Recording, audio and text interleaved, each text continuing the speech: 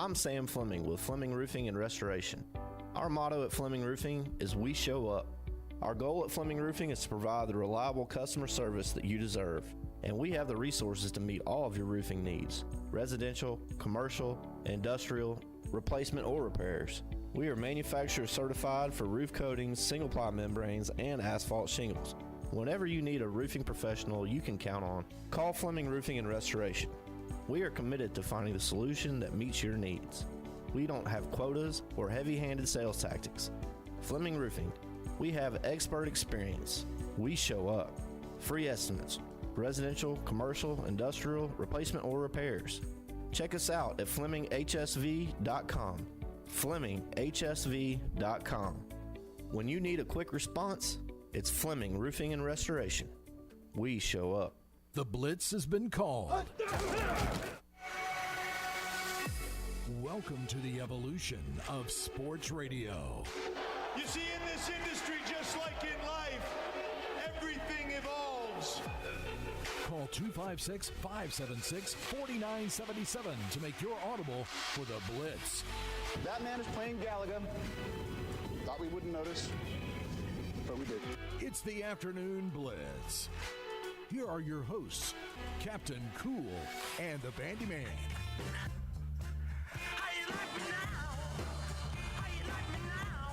Hello and welcome in, everybody, to a Wacky Wednesday here in No Man's Land. Welcome to the Afternoon Blitz on the Tennessee Valley Blitz Sports Radio Network. I'm your host, the Captain Cool. Oh, play this. It's getting hot in here. All right, well, he's a little off, but it's all right. It's all good. There it is. Now we're going. Wacky already. Captain Cool. Someone lose a grenade. Come on.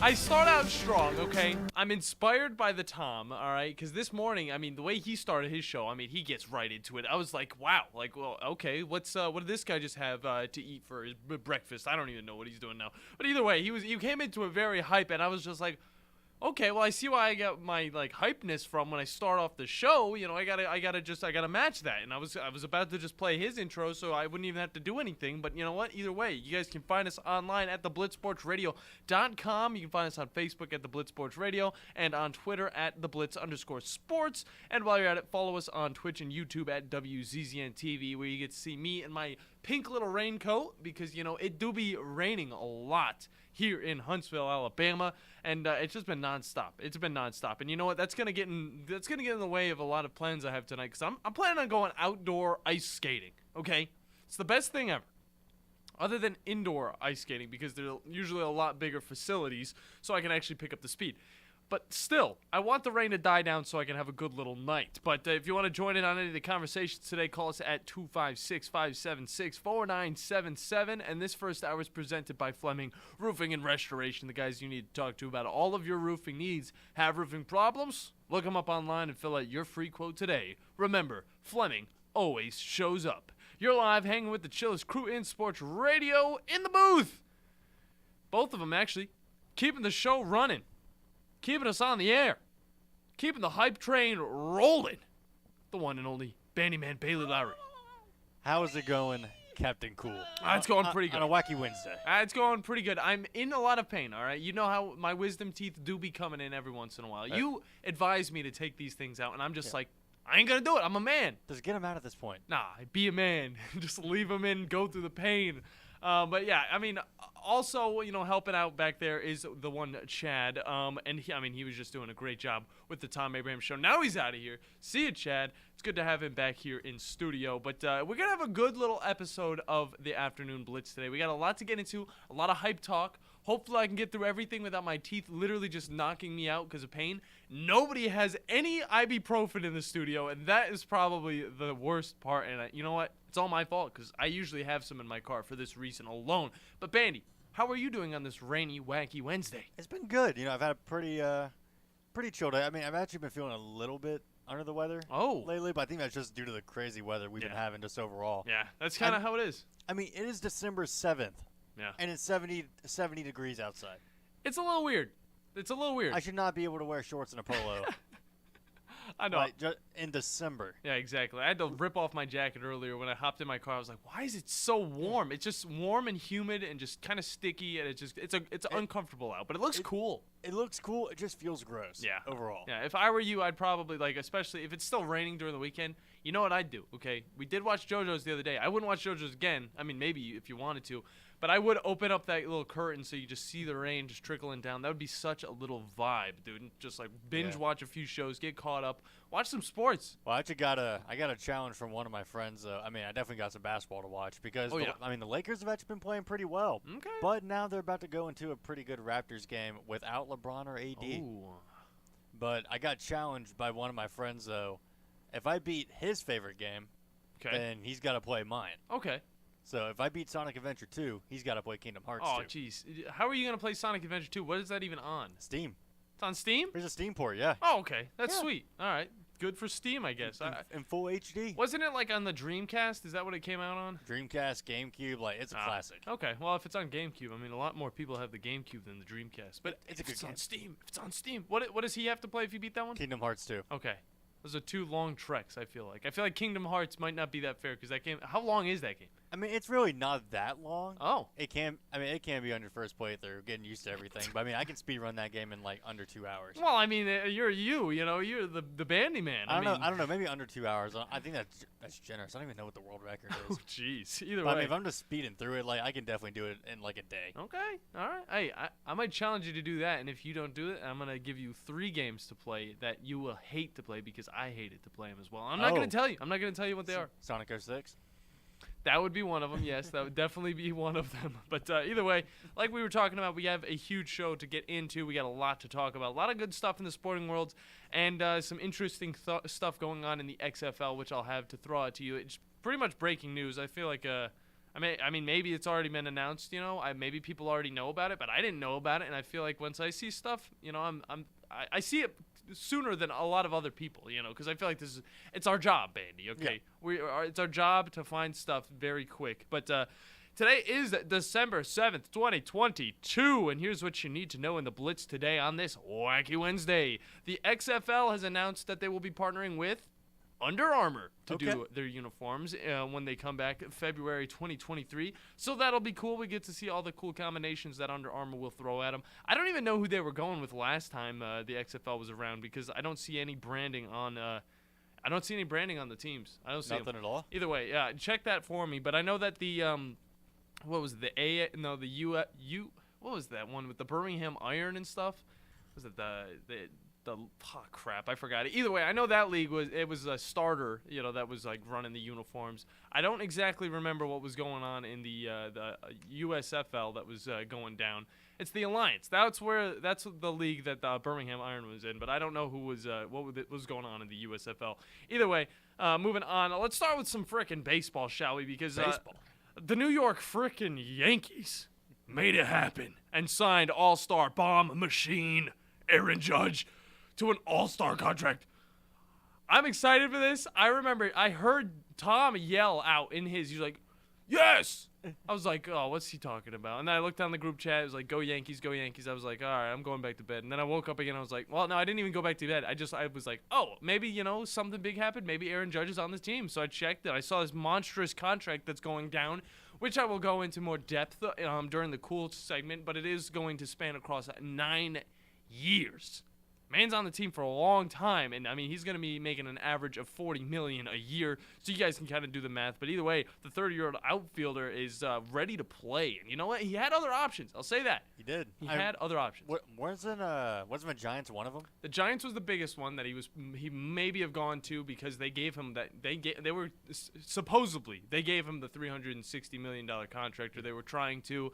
I don't know how many years that was going to span across. It might have spanned across more than the Yankees are doing with the 9 years.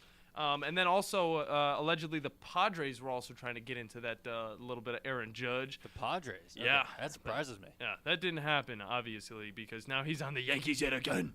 He's going to be hitting bombs for the Yankees for the next 9 years. It's going to be awesome. We're going to talk a little bit more about that later in the show. And since we're talking about baseball, just in case you missed this, 39-year-old pitcher Justin Verlander heads to New York Mets to join yet another elite squad in wake of Jacob deGrom heading to Texas with a 5-year contract that will place $185 million into his pockets.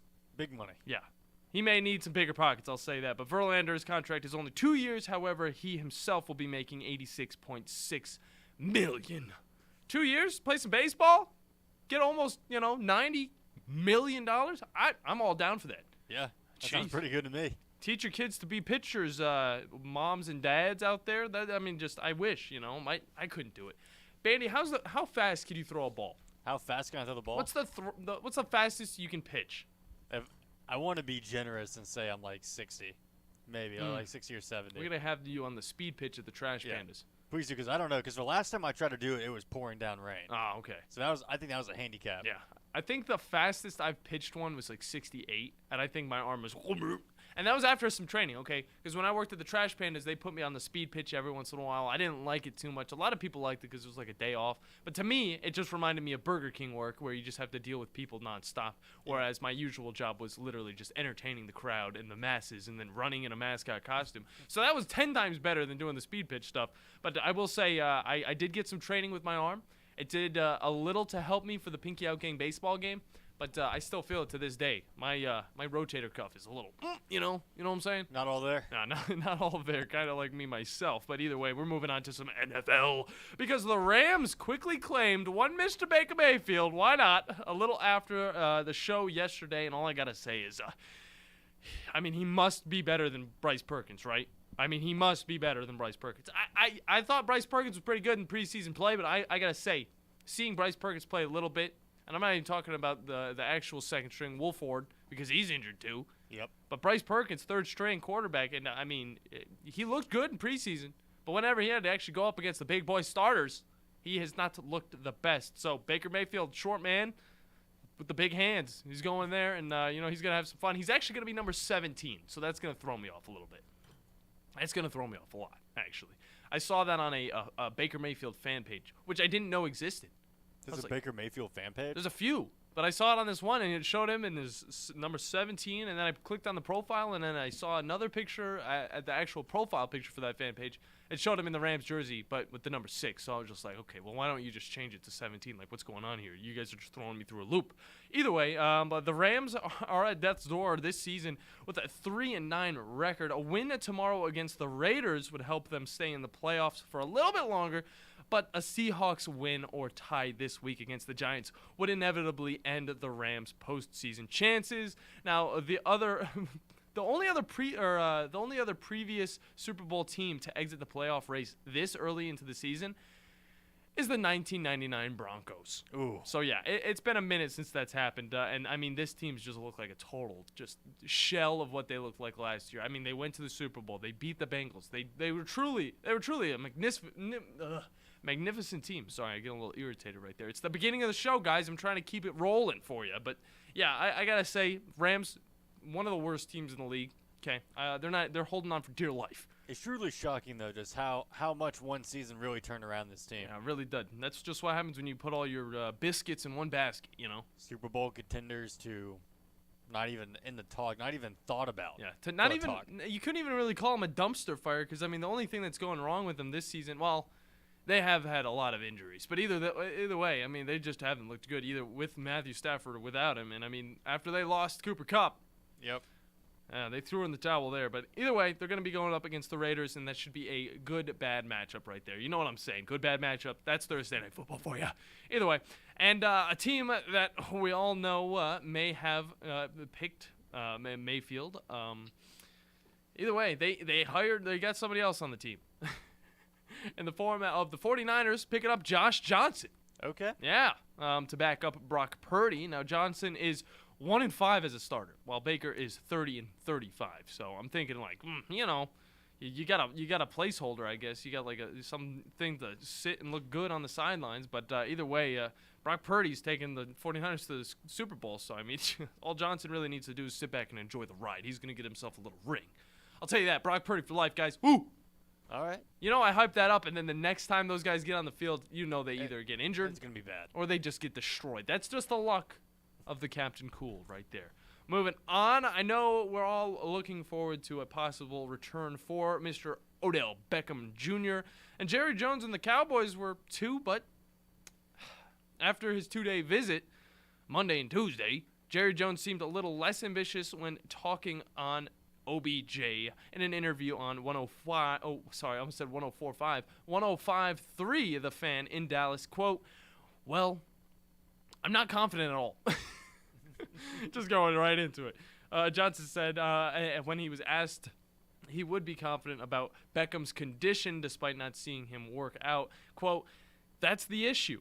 We all realized that issue of health. We've got a good read on that. His ACL injury from last season's Super Bowl still maybe not be as healed as he would like. So, I mean, right now OBJ is kind of sitting in a weird place where, you know, this team wants him. They really want him. I mean, you see the players. Even Prescott said stuff about him. He's like, I want him on the team. Yeah. But could he contribute come playoff time? Will he be thing. Healthy enough? Yeah, there's a difference between playing one game, playing in the Super Bowl, or playing the rest of the season, postseason, and then managing to figure out how to just finish the Super Bowl. Because I know, you don't want to pick up a shaky wide receiver already past halfway in the season, and then you're thinking, well, this might throw off the squad altogether. And also he's got injuries. So, I mean, at the same time, we put a little bit of trust in this guy. He starts getting some catches. He starts getting some touchdowns. He starts doing some stuff for our team. But then, ACL just right out the window. Ugh. Yeah. I mean, that's just how it is. Throws off the whole mechanics of the Cowboys squad. And that's just the problem we're looking at right now. So, we will keep you guys updated on what Jerry Jones wants in his life. But either way, later on in the show, the Bandi Man will be bringing you guys all of the news on Xbox's new partnership that surprised everybody, especially Sony. That'll be coming up at 3:30 with the play-by-play. Oh, I can't wait. The ball is now completely in Sony's court because they've got no leg to stand on anymore. Yeah.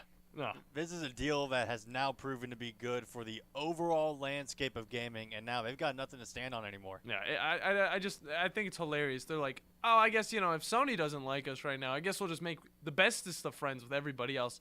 Hey, Nintendo, you want Call of Duty for the next 10 years? All right. Hey, Steam, you want Call of Duty for the next 10 years, same day release as Xbox and everybody else? What's the Amazon? Let's do it. What's the Amazon subscription that you can get? Oh, that's out of business now. Is it though? They're not doing that. Are you sure? I just saw an ad. It said you could play what's that game called? The Frisbee game where you throw the Frisbees against the Windjammers. What? You play Windjammers 2 with Amazon. Oh, what's the name? There might be like games with Prime or something, or like I don't know. Maybe. I don't know. Either way, they're just like talking to everybody. They can talk to the Ouya. Remember the Ouya, Bandi? The Kickstarter console where you could play like Android games and whatnot. They're saying, hey, Ouya, I'll revive your guys' console if you want to have Call of Duty for the next 10 years. And hey, guess what? The Sonic co-creator, Yuji Naka, he got arrested again. What did he do this time?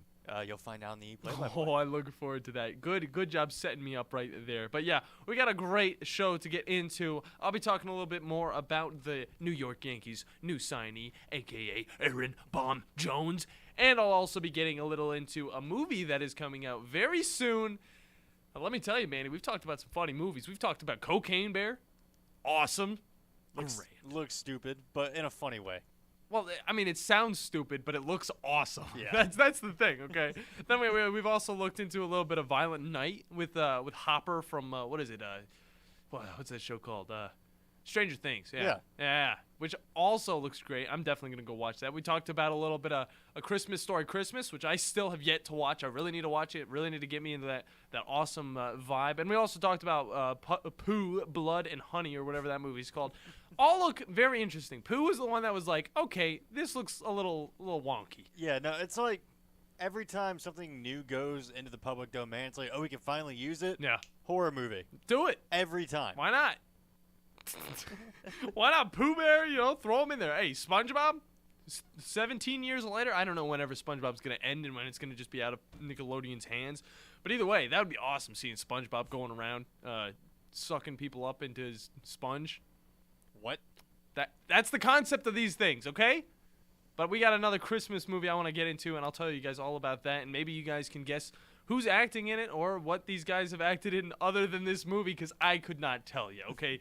That's going to be the game we're going to be playing. We got a lot to get into, and it's all coming up soon with the Afternoon Blitz. The Blitz has been called.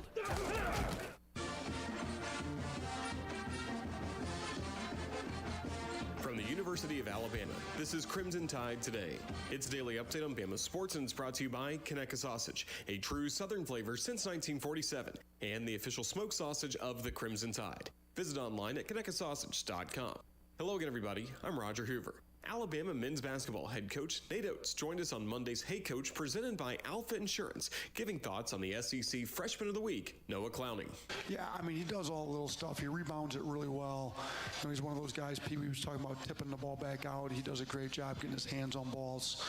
That's charging, taking charges is a huge deal.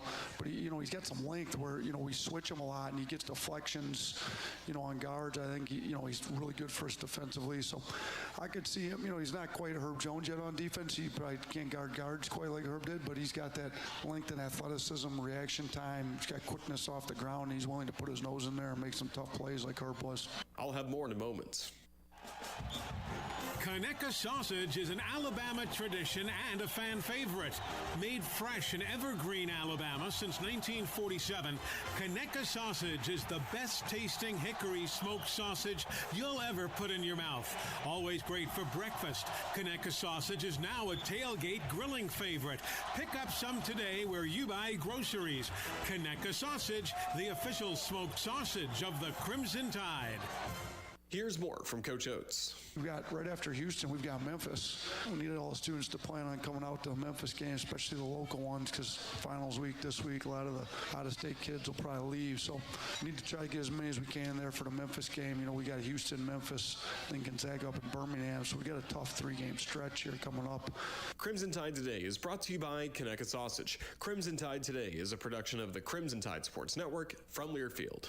I'm Abraham here for my friend Brian Hamaker and his team at North Alabama Mortgage. Look, buying a home is the biggest purchase you will make in your life, and it can be a bit intimidating, so you want people that can help walk you through the mortgage process and get you the best deal possible. That's what North Alabama Mortgage does, and they do it in Alabama, Tennessee, and Florida, from first-time purchases to refis, conventional, VA, FHA, and USDA loans. They have the solution at North Alabama Mortgage. Visit NorthAlabamaMortgage.com to learn more. That's NorthAlabamaMortgage.com. What's better than Valley Equipment Rental? 2 Valley Equipment Rentals, and that's just what we have now. The original on the South Memorial Parkway between Drake and Airport Road, and their second location on North Memorial Parkway just north of Winchester Road. Valley Equipment is locally owned and has more skid steers, excavators, and lifts than anyone in the area, plus all the small tools that you need to get the job done like a pro. And if you are a pro, you need to check out the new North location now, because Valley Equipment has what you need. Learn more at valleyequipmentrents.com. The Blitz has been called.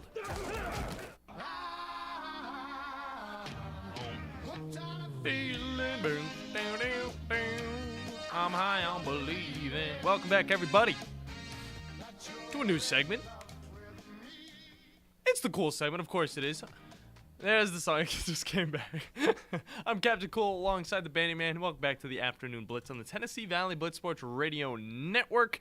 You guys can find us on the socials at Twitter at @TheBlitz_sports, and also find us on Twitch and YouTube at WZZN-TV, where you can see us live on screen, and you can chat with us in the chat. Literally, the chat room's right there. If you guys don't want to call in at 256-576-4977, you can join in on the conversation or create a total audible, because I know a lot of you guys are probably a little upset about the whole playoffs, in the college football world, all that stuff. Maybe your team's not doing so well in the NFL. Maybe your NHL team's not doing so well, and we can talk about that. We haven't had a lot of reason to talk about NHL. I'll tell you that, Mandy. We haven't had a lot. Ben, you're not on.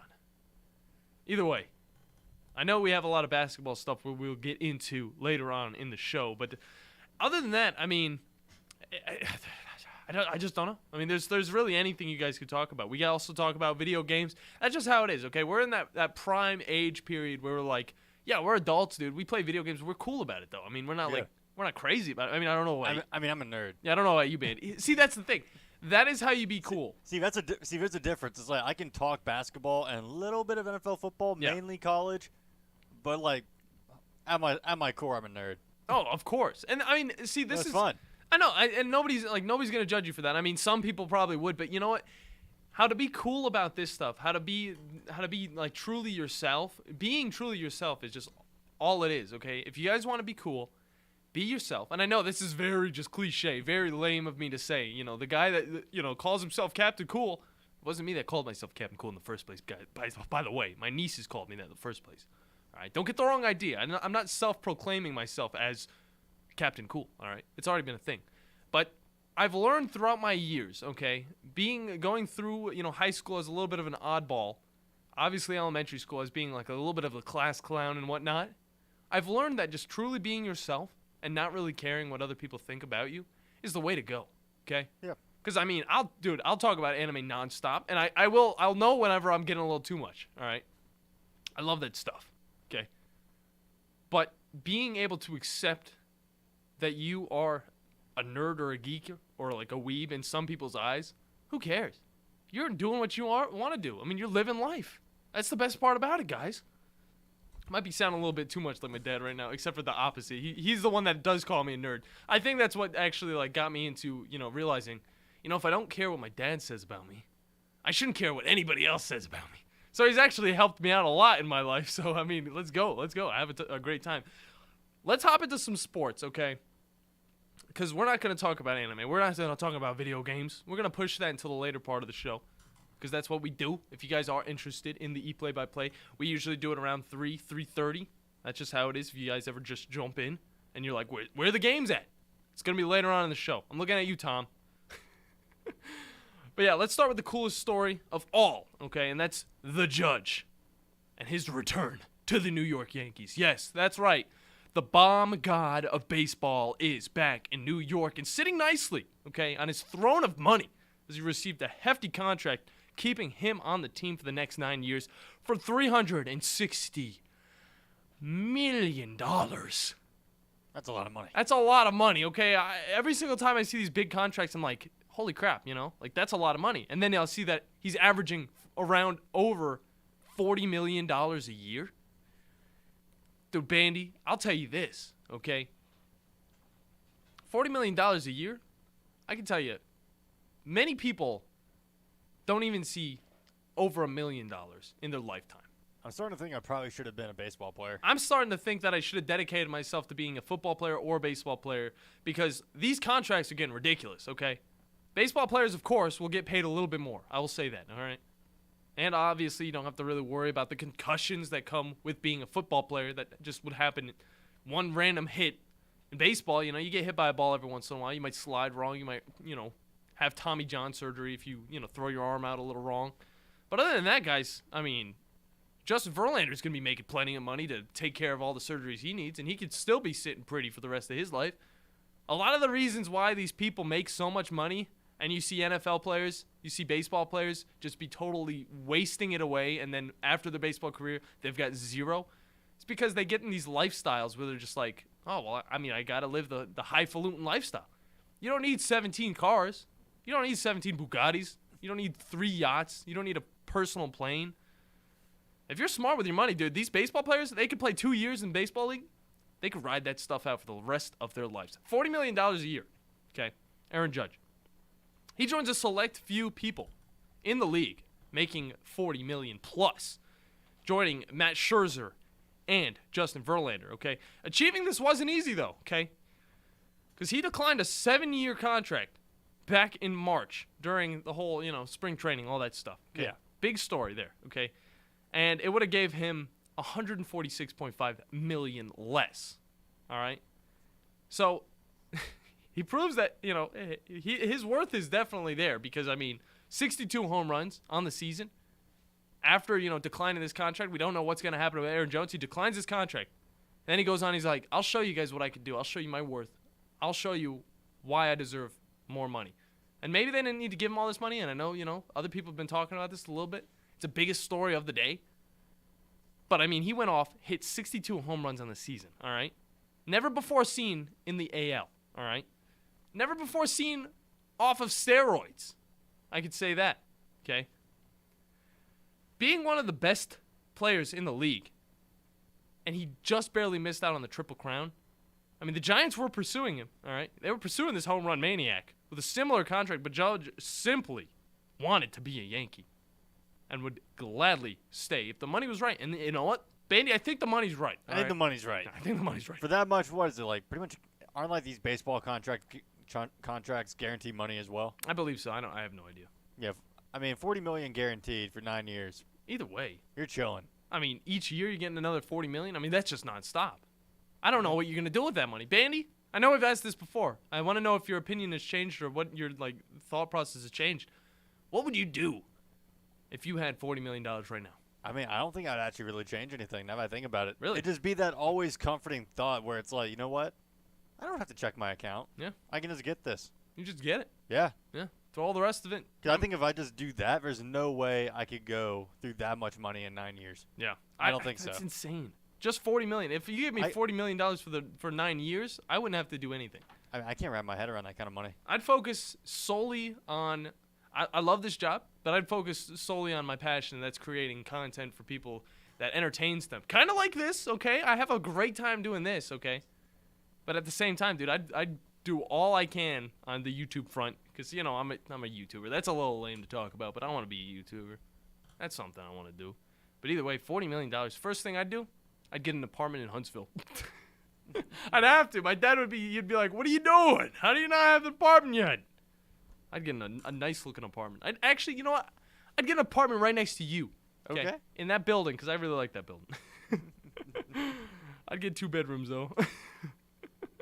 But either way, I mean, geez. This man's sitting tight.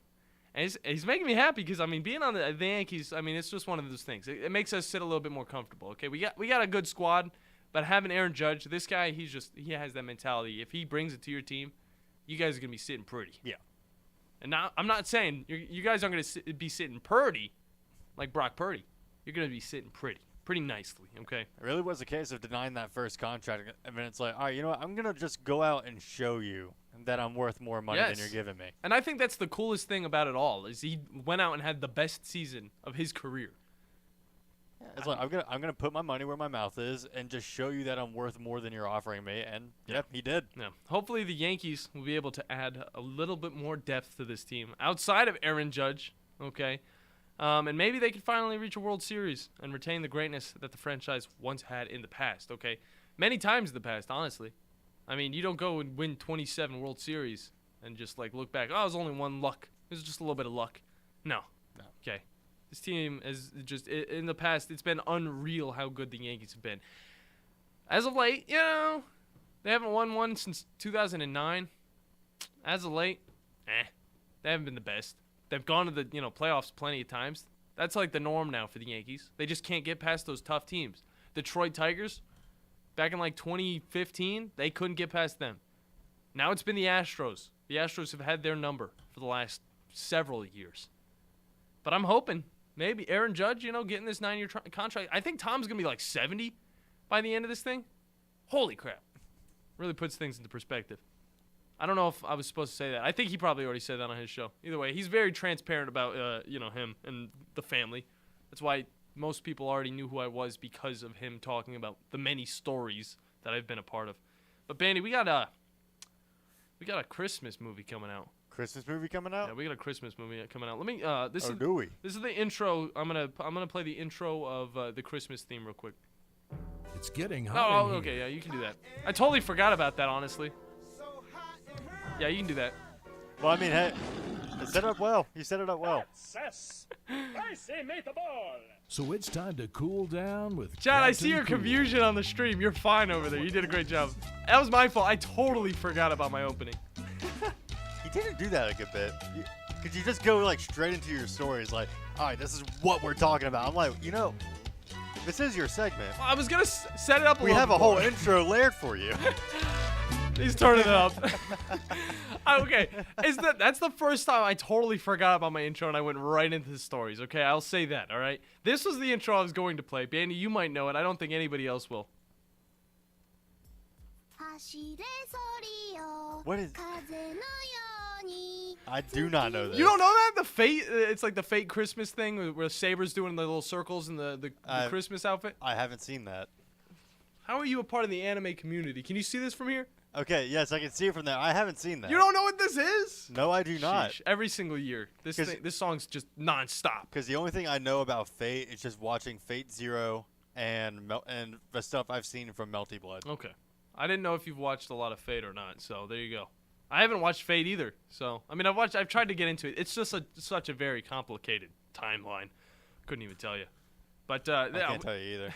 We got a Christmas movie, Bandi. Okay. I know you've heard about it. I know we watched the trailer before this, all right? Ooh, we've had a lot of goofy movies this season.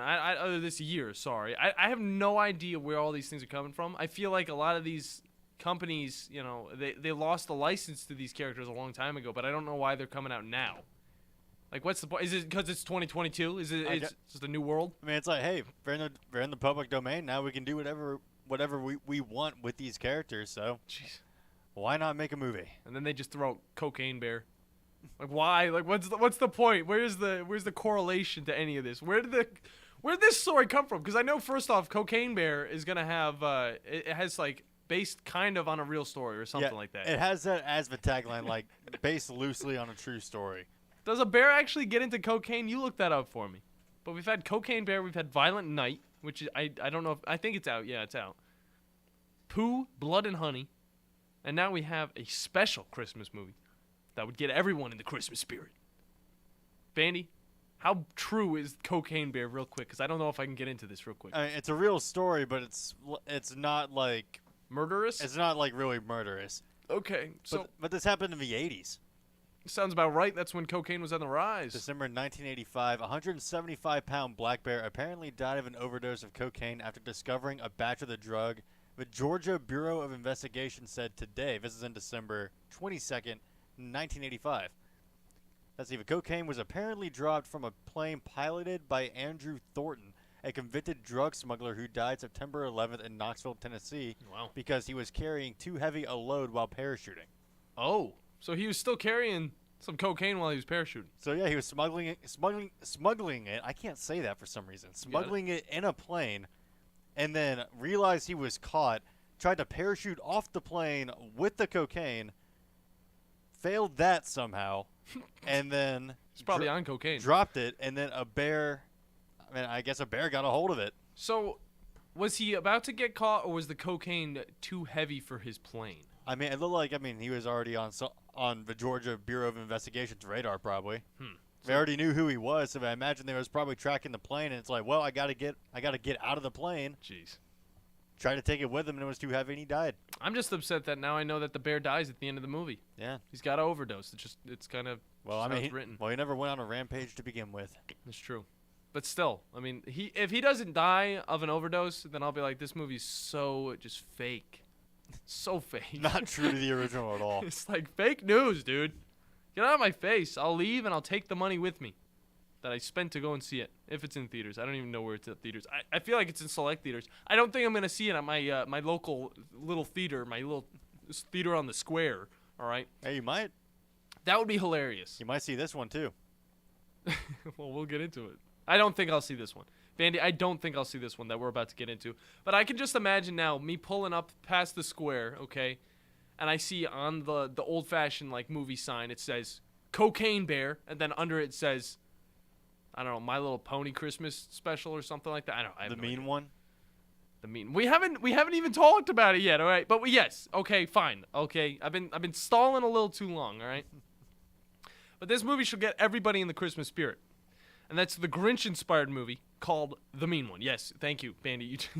You've been teasing it for so long.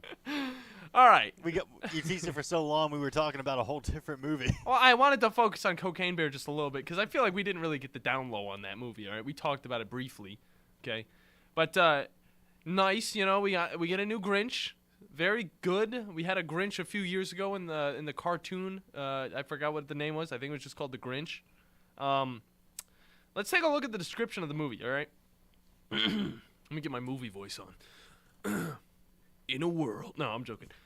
After witnessing the Mean One brutally murder her parents 20 years prior, Cindy You-Know-Who returns to Newville, dead set on vengeance.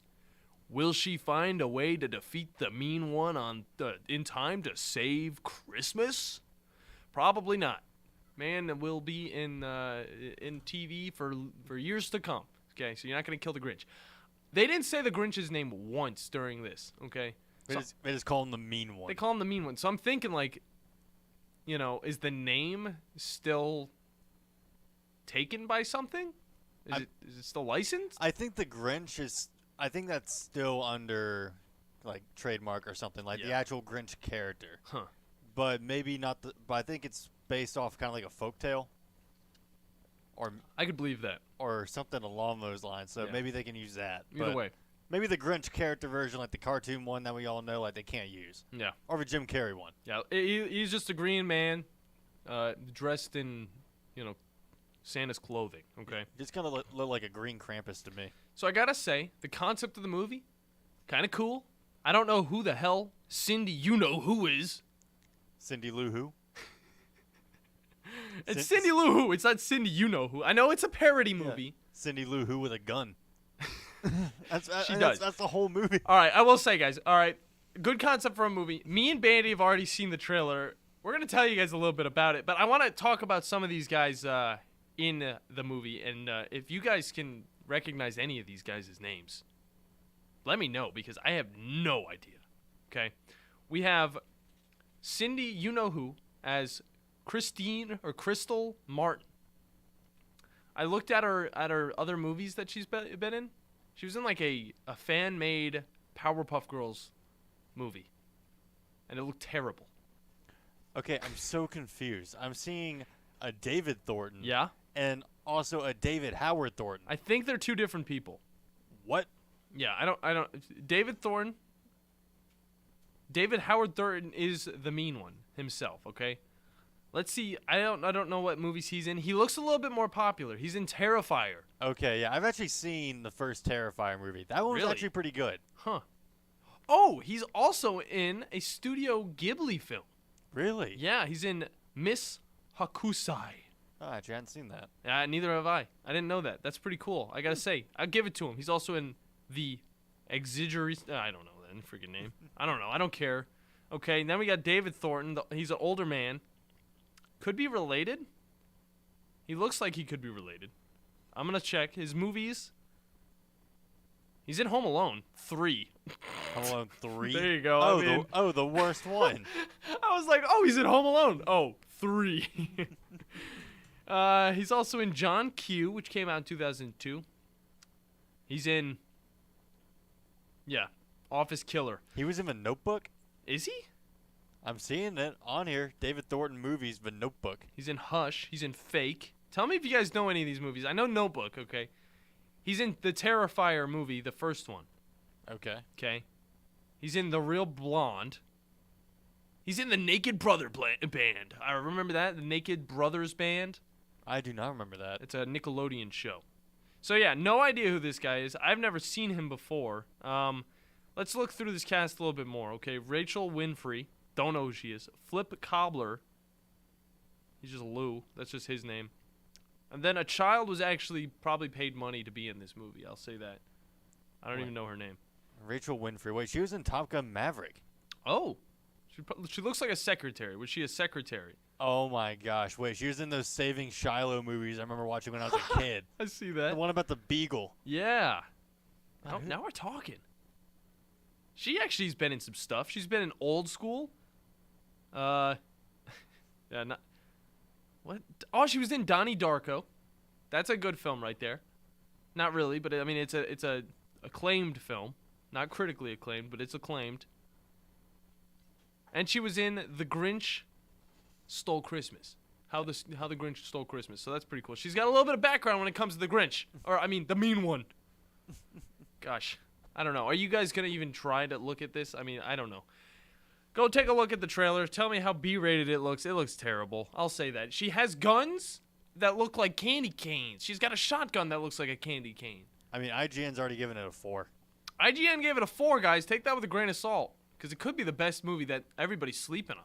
Even us. I'm getting that vibe of it's just going to be a bad movie. Not a bad, it's good movie. Yeah. No, the audio sounded terrible in the trailer. The shot compromise was terrible. Jeez. Either way, that's just gross. If you guys know of any of these terrible movies that are coming out that you want to watch, let us know. 256-576-4977. If you think, last thing I want to end on. Some kids will grow up knowing the Grinch as a murderer. That's what I want to say. That's all I want to say. Some kids will grow up thinking of bears actually kill after they snort cocaine. I mean, honestly, I think the Grinch was kind of a jerk. The Grinch was awesome, dude.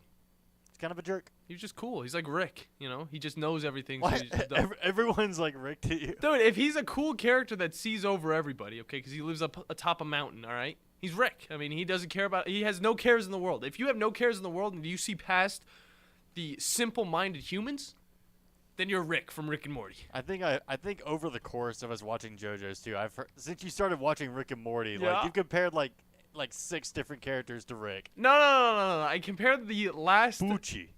No, okay, not even Poochie. I compared the last whole, like, storyline, okay? I hit my mic. Sorry about that. Dio? No.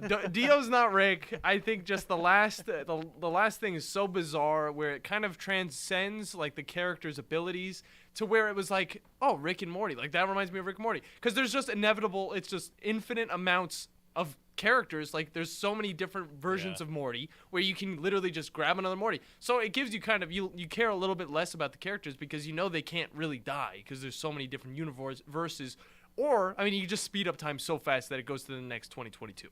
Yeah, true. I'm just going to end that with Repart 7. Okay, Repart 7, Repart 8. I don't care. When's Part 9 coming out, Bandy? I don't know, but apparently from the writer, it's going to be about a descendant from Joseph Joestar. Holy crap. So, Josuke number 4? Okay. I didn't know there was actually any talk about I'm not talking about Part 4 Josuke, just like the 4th Josuke we've had, because Joseph has had way too many kids he had a lot of kids. in this show. Good for him. Good for him. Too many descendants. Could we say that he's similar to Tom? We got to hit a break. Oh, my God. We got to hit a break, guys. When we come back, we're going to preview the second hour. Just talk a lot of hype, talk a lot of fun. If you guys want to call in, 256-576-4977 is the number to call. You guys don't go anywhere. You're listening to the Afternoon Blitz. The Blitz has been called. New Year's Eve in Nashville has a new twist this year. Touchdown, right up the middle, 45 yards. The 25th annual Trans-Perfect Music City Bowl is Saturday, December 31st at 11 a.m. Still on his feet, touchdown! Get your ticket to the biggest party in Nashville as the Iowa Hawkeyes and Kentucky Wildcats square off at Nissan Stadium. For more information on this year's game, including ticket availability, visit MusicCityBowl.com. Presented by the Tennessee Lottery. This is Wes Neighbors talking to Chris Haygood of Bob Wallace Appliance. Chris, what sets you apart from other appliance dealerships? Wes, these appliances are going into the most used room in your house, your kitchen. The way we have these appliances displayed, it's easy for you to visualize how they'll look in your home. Wes, what sets us apart is the people. They're well trained. In fact, they live and breathe these appliances. And if you need service, you'll really appreciate our parts department. Contact Bob Wallace Appliance at 256-533-2121. Great food and the best live entertainment is what it's all about at the Furniture Factory Bar and Grill. Head to downtown Huntsville every Tuesday for karaoke on the only outdoor karaoke stage in North Alabama. Thursday night is the Valley's longest running and biggest bike night. Food and drink specials, giveaways, and live music on the patio. And the Furniture Factory menu is fully loaded with options from steaks to salads, plus a whole lot more. Featuring a weekday happy hour that starts at 3. 619 Meridian Street, downtown Huntsville, and online at FurnitureFactoryBarGrill.com. This is Wes Neighbors with Philip with Eagle Insulation, and we have an announcement to make.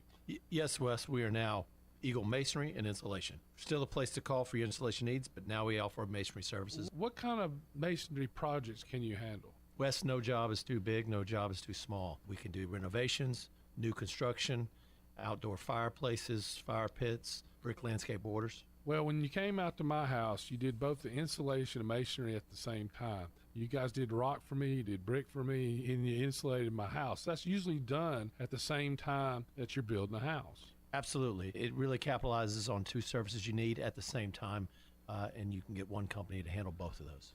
Philip with Eagle Insulation will come out, do your installation. He'll do your masonry. They do a great job. They guarantee your work. Check out more online at insulatedwitheagle.com. and schedule your free examination today. 256-755-1556. Thanks, Wes.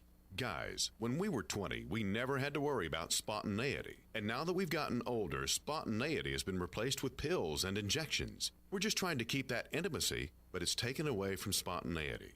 At Advanced Life Clinic, we now offer GainsWave, which uses sound waves to non-invasively treat this issue with no need for pills or injections. Just give us a call, 256-888-9367, or check us out online, advancedlifeclinic.com.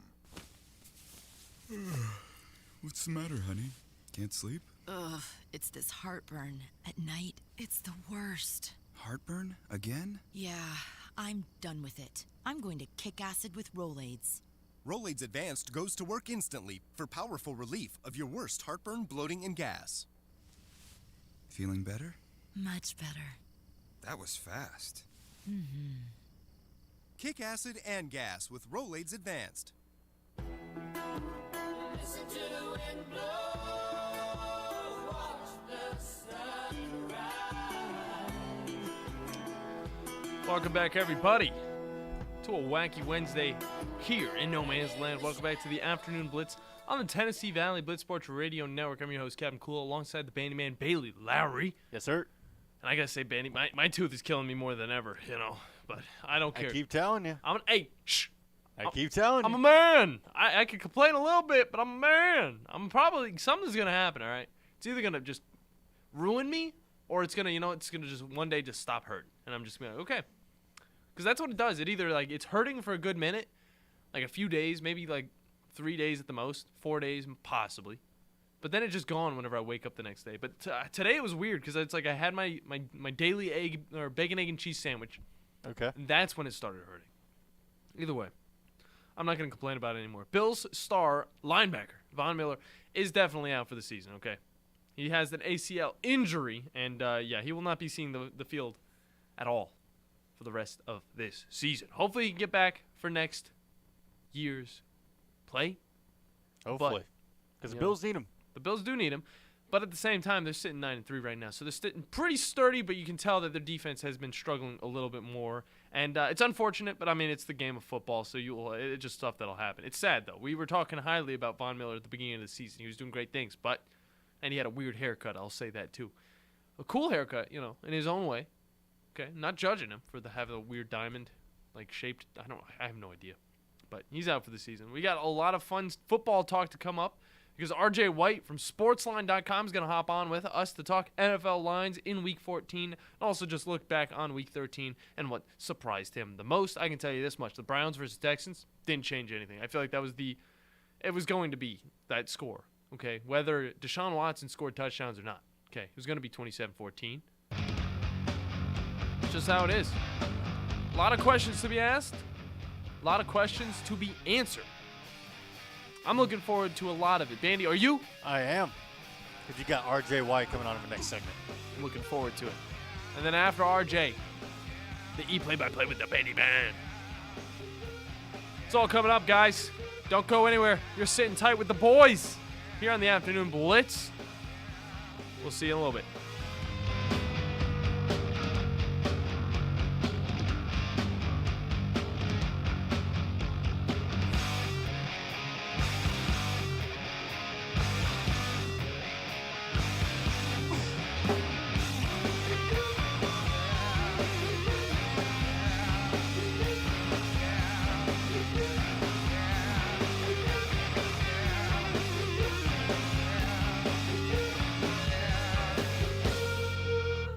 This is Wes Neighbors with Philip with Eagle Insulation, and we have an announcement to make.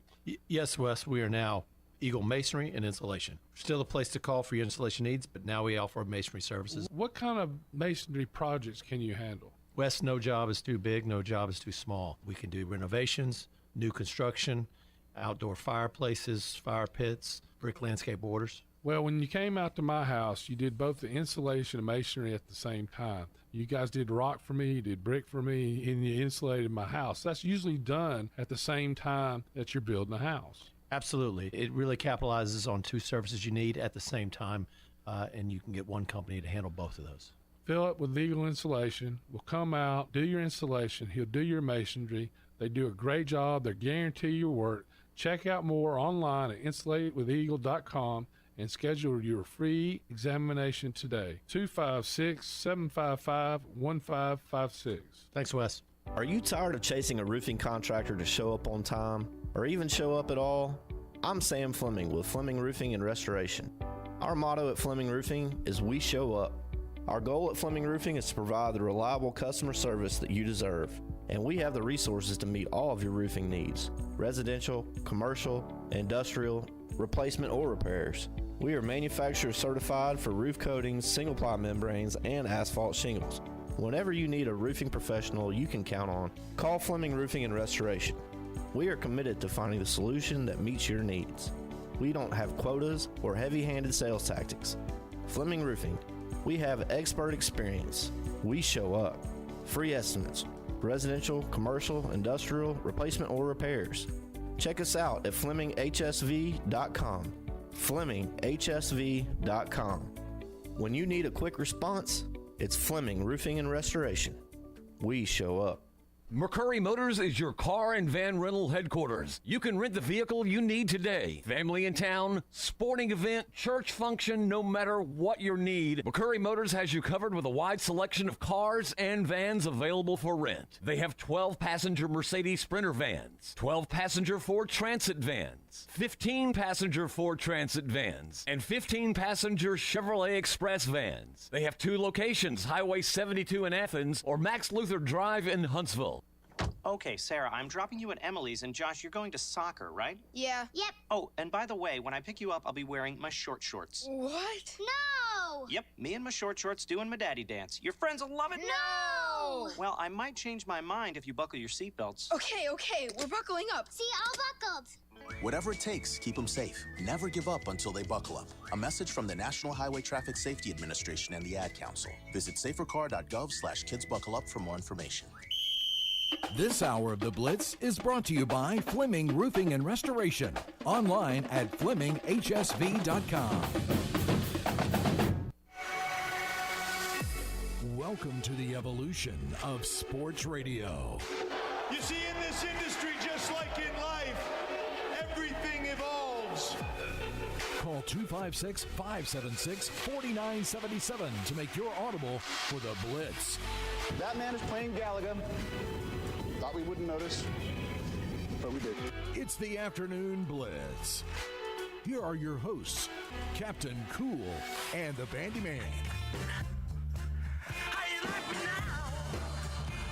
Hello and welcome back, everybody, into a wacky Wednesday here, hour number 2 on the Afternoon Blitz on the Tennessee Valley Blitz Sports Radio Network. I'm your host, Captain Cool, alongside the Bandi Man, Bailey Lowry. If you guys want to find us on the socials, you can find us at Twitter at the Blitz_sports or on Twitch, YouTube at WZZN-TV, as well as our apps on the Apple and Android App Store. You find us at the Blitz Sports Radio Network, as well as our sister station, 97.7 ESPN, The Zone. This hour is brought to you by Woody Anderson Ford, the best place to get the best vehicles for the best prices. Drive home in a brand new 2022 Ford Bronco, Mustang, or if you're into trucks, they have a plethora of nice ones for you. Bobby White and his crew will take care of you guys. Find out more at WoodyAndersonFord.com.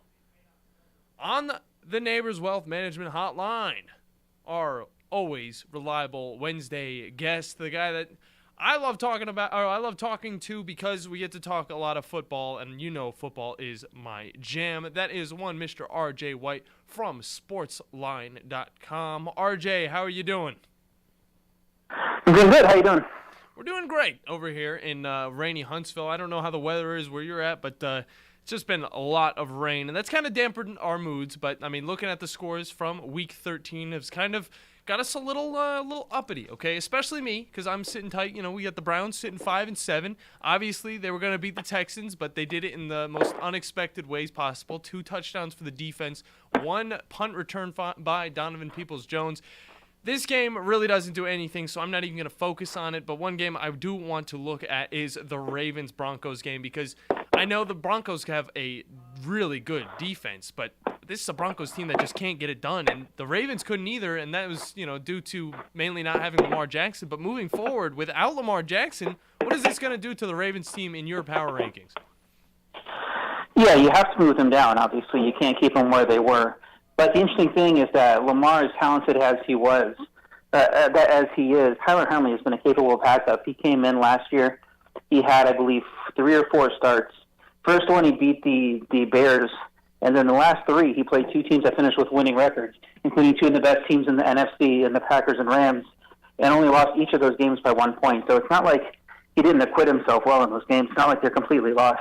The problem is they don't have a ton of playmakers on offense anyway, even with Lamar in there. Yeah. So the question is who they're going to go to, who they're going to run their offense through. Because Huntley can have some success, but we'll have to see how it looks going forward. And, this week and moving forward, I know they're playing a Steelers team that's actually doing pretty well in defense, so we'll see how they look now. Yeah, I was actually about to lead into that a little bit. Like, how do you see the Steelers defense and the Steelers team? I mean, they are sitting at a below 500 record, but I mean, I can kind of see this as being a little bit of a favorable matchup for them, coming in like hosting a less than healthy Ravens team. Yeah, the Ravens aren't healthy on offense, but they do pose a pretty good defense. I know they didn't have a good game against Jacksonville, but they were very good in their other 3 of their last 4 games. So we'll see how they perform here, but I don't expect Kenny Pickett and crew to just come in and have the success they've had the last few weeks against some a little bit easier matchups. So it's probably going to be a low-scoring game on either side. I believe the total is around 37, 37.5, somewhere around there. So we're not expecting a lot of points. I think the way to play this game is that it's come down from 3. I like the Ravens at +3 because I think it's a field goal game either way. But now it's come down to 2.5. So at this point, you should be looking to tease the Ravens up through the 3 and 7 at 8.5. We like doing teasers through that teaser alley there where you're getting both the 3 and the 7. Yeah. And then especially in lower scoring games like this where the points become so much more valuable. You see the Ravens-Broncos game last week was projected to be lower scoring, and you see how that turned out. The Broncos can't move the ball at all. So the way to play this game is to tease it up now that it's at the number of 2.5 and take the Ravens plus 8.5 and just not expect either of these teams to win by more than a score. Yeah, and then moving over to a team that also played Jacksonville but handled them pretty easily, honestly, is the Detroit Lions. They've kind of been on a roll as of late. I mean, they've won the last 4 of their 5 games, I believe. And, I mean, they've just kind of been, doing decent things against these teams. Even against Buffalo, they had a close one. And then way back against Miami, it was still a very close game. And, I mean, they've kind of just been a different type of team halfway through the season going forward. But now they're going to be going up against Minnesota, and that's a team where it's like, they're a good team. I mean, you see their record. They are a good team. They're able to beat teams that they probably shouldn't, and they just keep winning. But, I mean, the Detroit Lions are winning now, and, I mean, they're looking pretty good at it, too. So, kind of what is your prediction in this Minnesota matchup? And also, like, what has really happened to this Detroit Lions team to get them on this roll that they're going on? Yeah, well, I'll tell you, the market isn't buying into Minnesota at all, and it's really backing the Lions. The look-ahead line on this game, which comes out before the Sunday games are played, comes out the previous week, had Minnesota as 2.5-point favorites. Then Detroit goes out and does what it does. I mean, Minnesota won and covered in their game, so it's not like they completely underperformed. Statistically, they did not have a good game against the Jets, but that's kind of been the norm for them. They're winning these games despite having not great statistics. And then Detroit goes out and manhandles the Jaguars, but that is at home. But to be a close game, and it wasn't. And now this number shot all the way to Detroit -2.5. I think it's come down to 2 now. So we're seeing a massive swing in the market for everybody wanting to back this Detroit team and still not believing the Vikings are as good as they are, even with that elevated record. I think there's probably a little bit of value on the Viking side. I think Detroit is good. I was high on them coming into the year. I like what they're now doing defensively. Seems like they're figuring out how to generate turnovers. And that was a key thing for them. Even if they're not getting a lot of stops, they at least can get the key turnovers they need. So we'll see if they can do that against Minnesota, a veteran quarterback like Kirk Cousins that doesn't turn it over much. I think this game should be closer to a pick 'em instead of the 2. So I like the value of taking the Vikings after that big line move. RJ White with us from Sportsline.com does a fantastic job of covering everything NFL football and betting lines. And moving over to Thursday night's matchup with the Raiders versus Rams. With the Rams' recent acquisition of one quarterback, Baker Mayfield, I mean, do you see the Rams changing their offensive game plan at all with this new addition to their team, or do you see still Bryce Perkins starting it out and finish the game full throttle behind the center? Yeah, we'll see. It's John Wolford's questionable. I think if he's in the game, it gives him a lot better chance. We saw how he was able to run the offense for much of that game last week. Now, he had a very easy matchup against that Seattle defense that's proven to be pretty bad. But I think he brings a lot more to the table than Bryce Perkins does.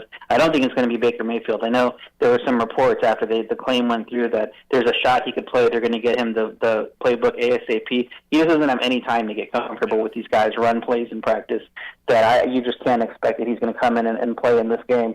If he did, I would like the Raiders even more, just being kind of out of his depth with these guys that he doesn't know very well. But either way, the Raiders are playing better defensively. Their pass rush has come on the last few weeks. They should have their way with this bad Rams offensive line and a Rams team that doesn't have really any playmakers left because of all their injuries. We know Aaron Donald's out on the other side. So even though the Rams do play good run defense this year, maybe that's going to affect them some. And even if you have to put the game more in Carr and Devontae Adams' hands, they've shown they can do that. So I think the Raiders are going to win that game pretty handily, and then the Rams can retool during the mini-bye they get from playing on Thursday, and then come back with Baker at quarterback in Week 15. Yeah, and kind of looking at that Raiders team, I don't want to talk about them too long, but they are kind of on a roll. I mean, Josh Jacobs was able to get 144 yards on the ground, and Devontae Adams 177 yards in the air with 2 touchdowns. And, I mean, they have been doing really good. I mean, they went up against the Chargers, beat them, and, I mean, it was a close game, but still, I mean, the Raiders are looking like a totally different team. But moving over to a different team that is also having some QB troubles, but right now they might be sitting pretty Purdy. I've been saying that a lot lately. I don't know, I kind of believe in the guy named Brock Purdy, Mr. Irrelevant himself. 49ers quarterback, and I mean, they handled the Dolphins. I mean, and Brock Purdy was playing almost the entire game. So I want to know where the 49ers are really going on your list, and kind of the opposite, where the Dolphins kind of headed in your list after this game that they had on Week 13. Yeah, they have to move the 49ers down. I had the 49ers as one of the top 4 or 5 teams. I had to put a pretty significant downgrade at quarterback because he is a rookie 7th rounder, even though he did look good in that game in relief against an okay defense. You tell anybody before the season you get Tom Brady versus Brock Purdy, in an NFL game, and Tom Brady's the 3.5-point underdog, they would think you're crazy, but that's what we're seeing in that. So, and the reason that is because Brock Purdy is going to have to win this game on his own. Yeah. They can lean on the run defense where Shanahan does everything creatively. The defense, obviously, one of the best in the league. This Bucs offense doesn't look very good. So San Francisco can have success no matter who's a quarterback. Is kind of the situation there.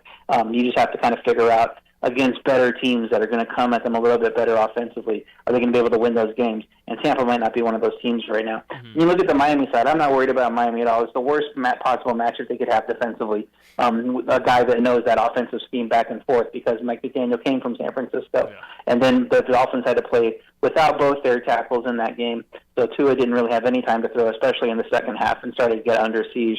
Looks like Teron Armstead is trending toward returning this time. I believe they're optimistic about him playing this week. That would be key for them. They're going to have a much easier defensive matchup this week. The Chargers are really bad against the run, but they're not that great against the pass either. So I think the Dolphins will go back to scoring a ton of points here. Their defense is still pretty solid. I didn't adjust them down really after that stinker, just because we knew it was going to be a bad game with that defensive matchup. Yeah, kind of going back a little bit to the 49ers, but this time talking about the Buccaneers side, I mean, they have them that San Francisco still listed as a favorite according to ESPN. I mean, and the Buccaneers, I mean, even though they got Tom Brady behind center, I mean, they just come off a close win against the Saints last week, 17-16, and then a loss against the Browns, and then a couple good wins, but they still haven't looked like the championship caliber team that they were predicted to be toward the very beginning of the season, or even just at the end of last season. I mean, really, even with Bryce Purdy behind center for the 49ers, I mean, do you see the Buccaneers pulling a definitive win in this one? Yeah, it's hard to trust the Bucs because they should have performed better in that New Orleans game. They had everything set up for them to be successful there. The market, that line opened at 6, and it came down to 3.5, so the market was all over the Saints figuring it was going to be another game where the Saints gave the Bucs trouble like they have had in the last few years, even with the personnel different, coaching staffs different, that kind of thing. And that's ultimately what happened. The Bucs really shouldn't have won that game. They were on pace to lose it if the New Orleans makes a few smarter decisions in the end game there. But they left the door open a little bit for Bucs to have a chance, and then Tom Brady stormed through the back door there and got the win. So that game, if they end up losing 16-10, they fall short at the end. We're talking a little bit differently about the Bucs at this point. So I don't know what's completely wrong with them. I think the offensive line is an issue, especially with the Tristan Wirfs injury. Their last very good lineman they had on that line that hadn't got hurt yet got hurt. He's going to miss this game. He missed last week. He's going to miss this game. We don't know when he's coming back yet. Without him, Tom Brady can be under siege against teams that can rush the passer well. And, of course, you look on the other side, that's exactly San Francisco. That's the issue that Miami had with their offensive line injuries. So it's probably going to be a long day for Tom Brady here. The thing that he has done the worst with in his career is pressure up the middle. So it's interior pressure more than the edge pressure. And the 49ers just got Eric Armstead back. So that's another way that they can attack him through the middle there. So it'll be interesting to see how they compensate for that. Maybe a lot of short passes like Miami tried to do early in that game. But if Tampa Bay falls behind at all, even with Brock Purdy, a quarterback on the other side, I can't see Tampa Bay getting a comeback win like they did last week against this defense. RJ White from Sportsline.com talking NFL lines, and now we're going to Week 14. And we got a nice looking slate of games. Alone in the AFC North, we have the Ravens versus Steelers and the Browns versus the Bengals. And we all know how the Browns versus the Bengals went last time. But now the Bengals sitting at 6-point favorite, and now the Browns kind of have their guy Deshaun Watson. He looked a little shaky in this previous match. It was his first game in about 2 years, so obviously he's going to have a little bit of shakiness. Luckily, it was against the Texans. But, now they actually have to go to Cincinnati and try to perform under, even more pressure now because, winning against the Bengals 2 times 1 year, especially this 8-4 team that is very solid. What do you predict in these 2 matchups, the Ravens, Steelers, Browns, Bengals games? And, what are you looking forward to the most? So the look-ahead line of the Browns-Bengals was 3.5 after the Bengals won against the Chiefs, which I think was an irrelevant possibility. Some people were predicting that, but it was obviously a short spread. The Bengals took care of business there like they have done against the Chiefs in the past. And then Cleveland offensively looked bad with Deshaun Watson, particularly. Did not look ready to play there. Yeah. We thought he could be pretty rusty coming in, but the combination of those 2 things has moved it up to 6 right now. People wanted to be all over Cincinnati, which I get. My power ratings, I still have the Browns as dead even with Watson. I believe he is going to improve, obviously, once he gets more in the flow of things.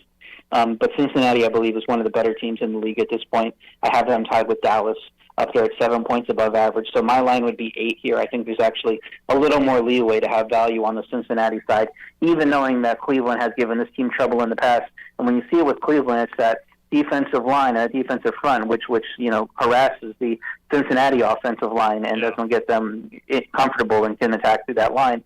But we've seen that Cincinnati offensive line come together the last few weeks, have more success against better pass rushes than we probably expected. So when you get those big offensive line retoolings in the offseason, and then it doesn't really work early in the season, you start to think, these moves were bad. It just takes time for that type of group to come together, and you start to see them improve throughout the season, and then by the end of the year become the guy that's the offensive line you expect. So I think that's what's happening here with Cincinnati. I'm not necessarily projecting them to have a terrible game like they did the first time against the Browns, because I think that offensive line is in a better place right now. So I think they can win that game by more than 6. The Pittsburgh-Baltimore game, I loved Baltimore when it was +3.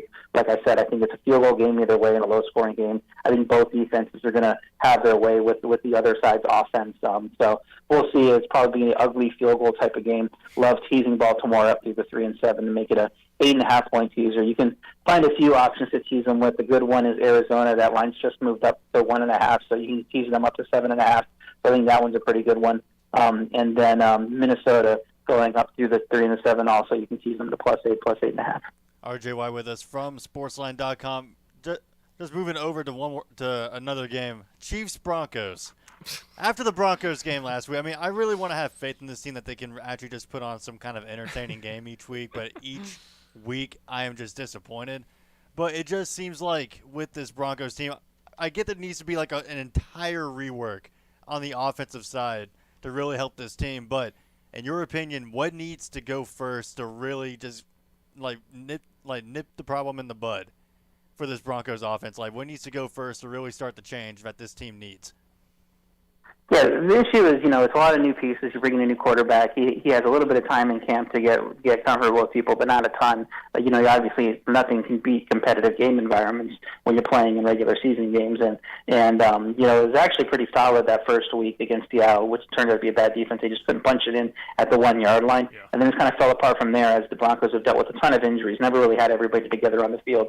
We see another one with Sutton. So I think there's probably some thought there is in their front front office and stuff like, oh man, things just went so far against us this year. We don't have to completely blow things up and get rid of Russell Wilson. We can still build around him. I think coaching-wise, you have to find somebody more creative offensively that can do the job there. So they might have to make some coaching changes even after 1 year there. So I think that's probably the way they go. It's obviously not going to help them this year. You can't really do anything at this point. Still don't see any success for their offense moving forward. They have 14 touchdowns this year, and they've played 12 games. That's incredible to think about with an NFL offense, how few points they score week in and week out. Yeah. They have 14 touchdowns.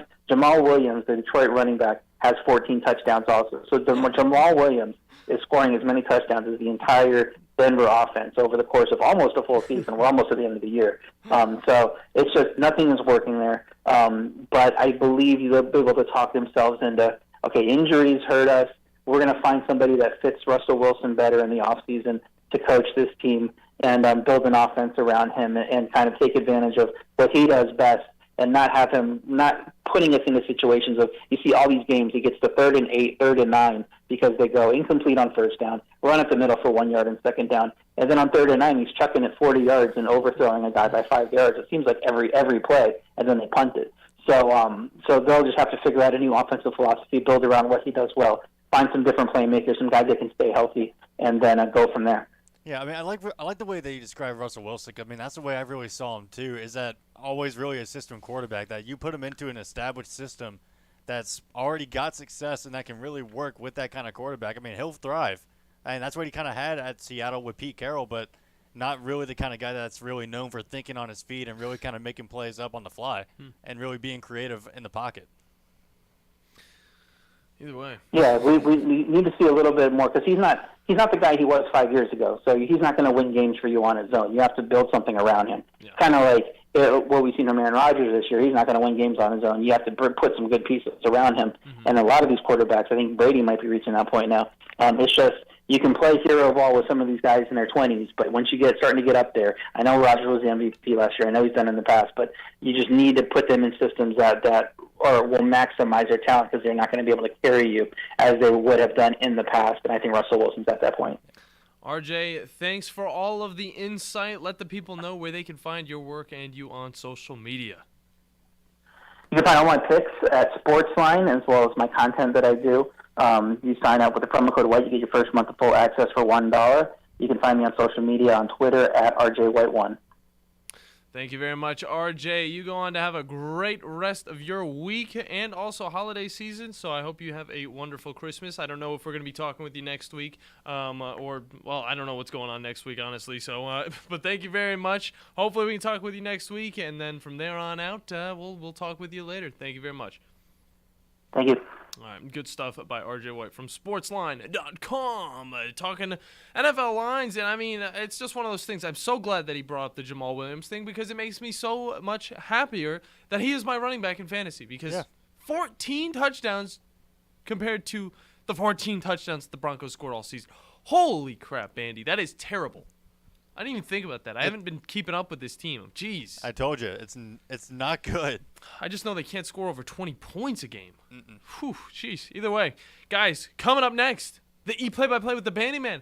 We got all the news on what's going on with Microsoft and the PlayStation drama, and also, hey, Nintendo got in on the fun, so good for them. That's all coming up on the Afternoon Blitz.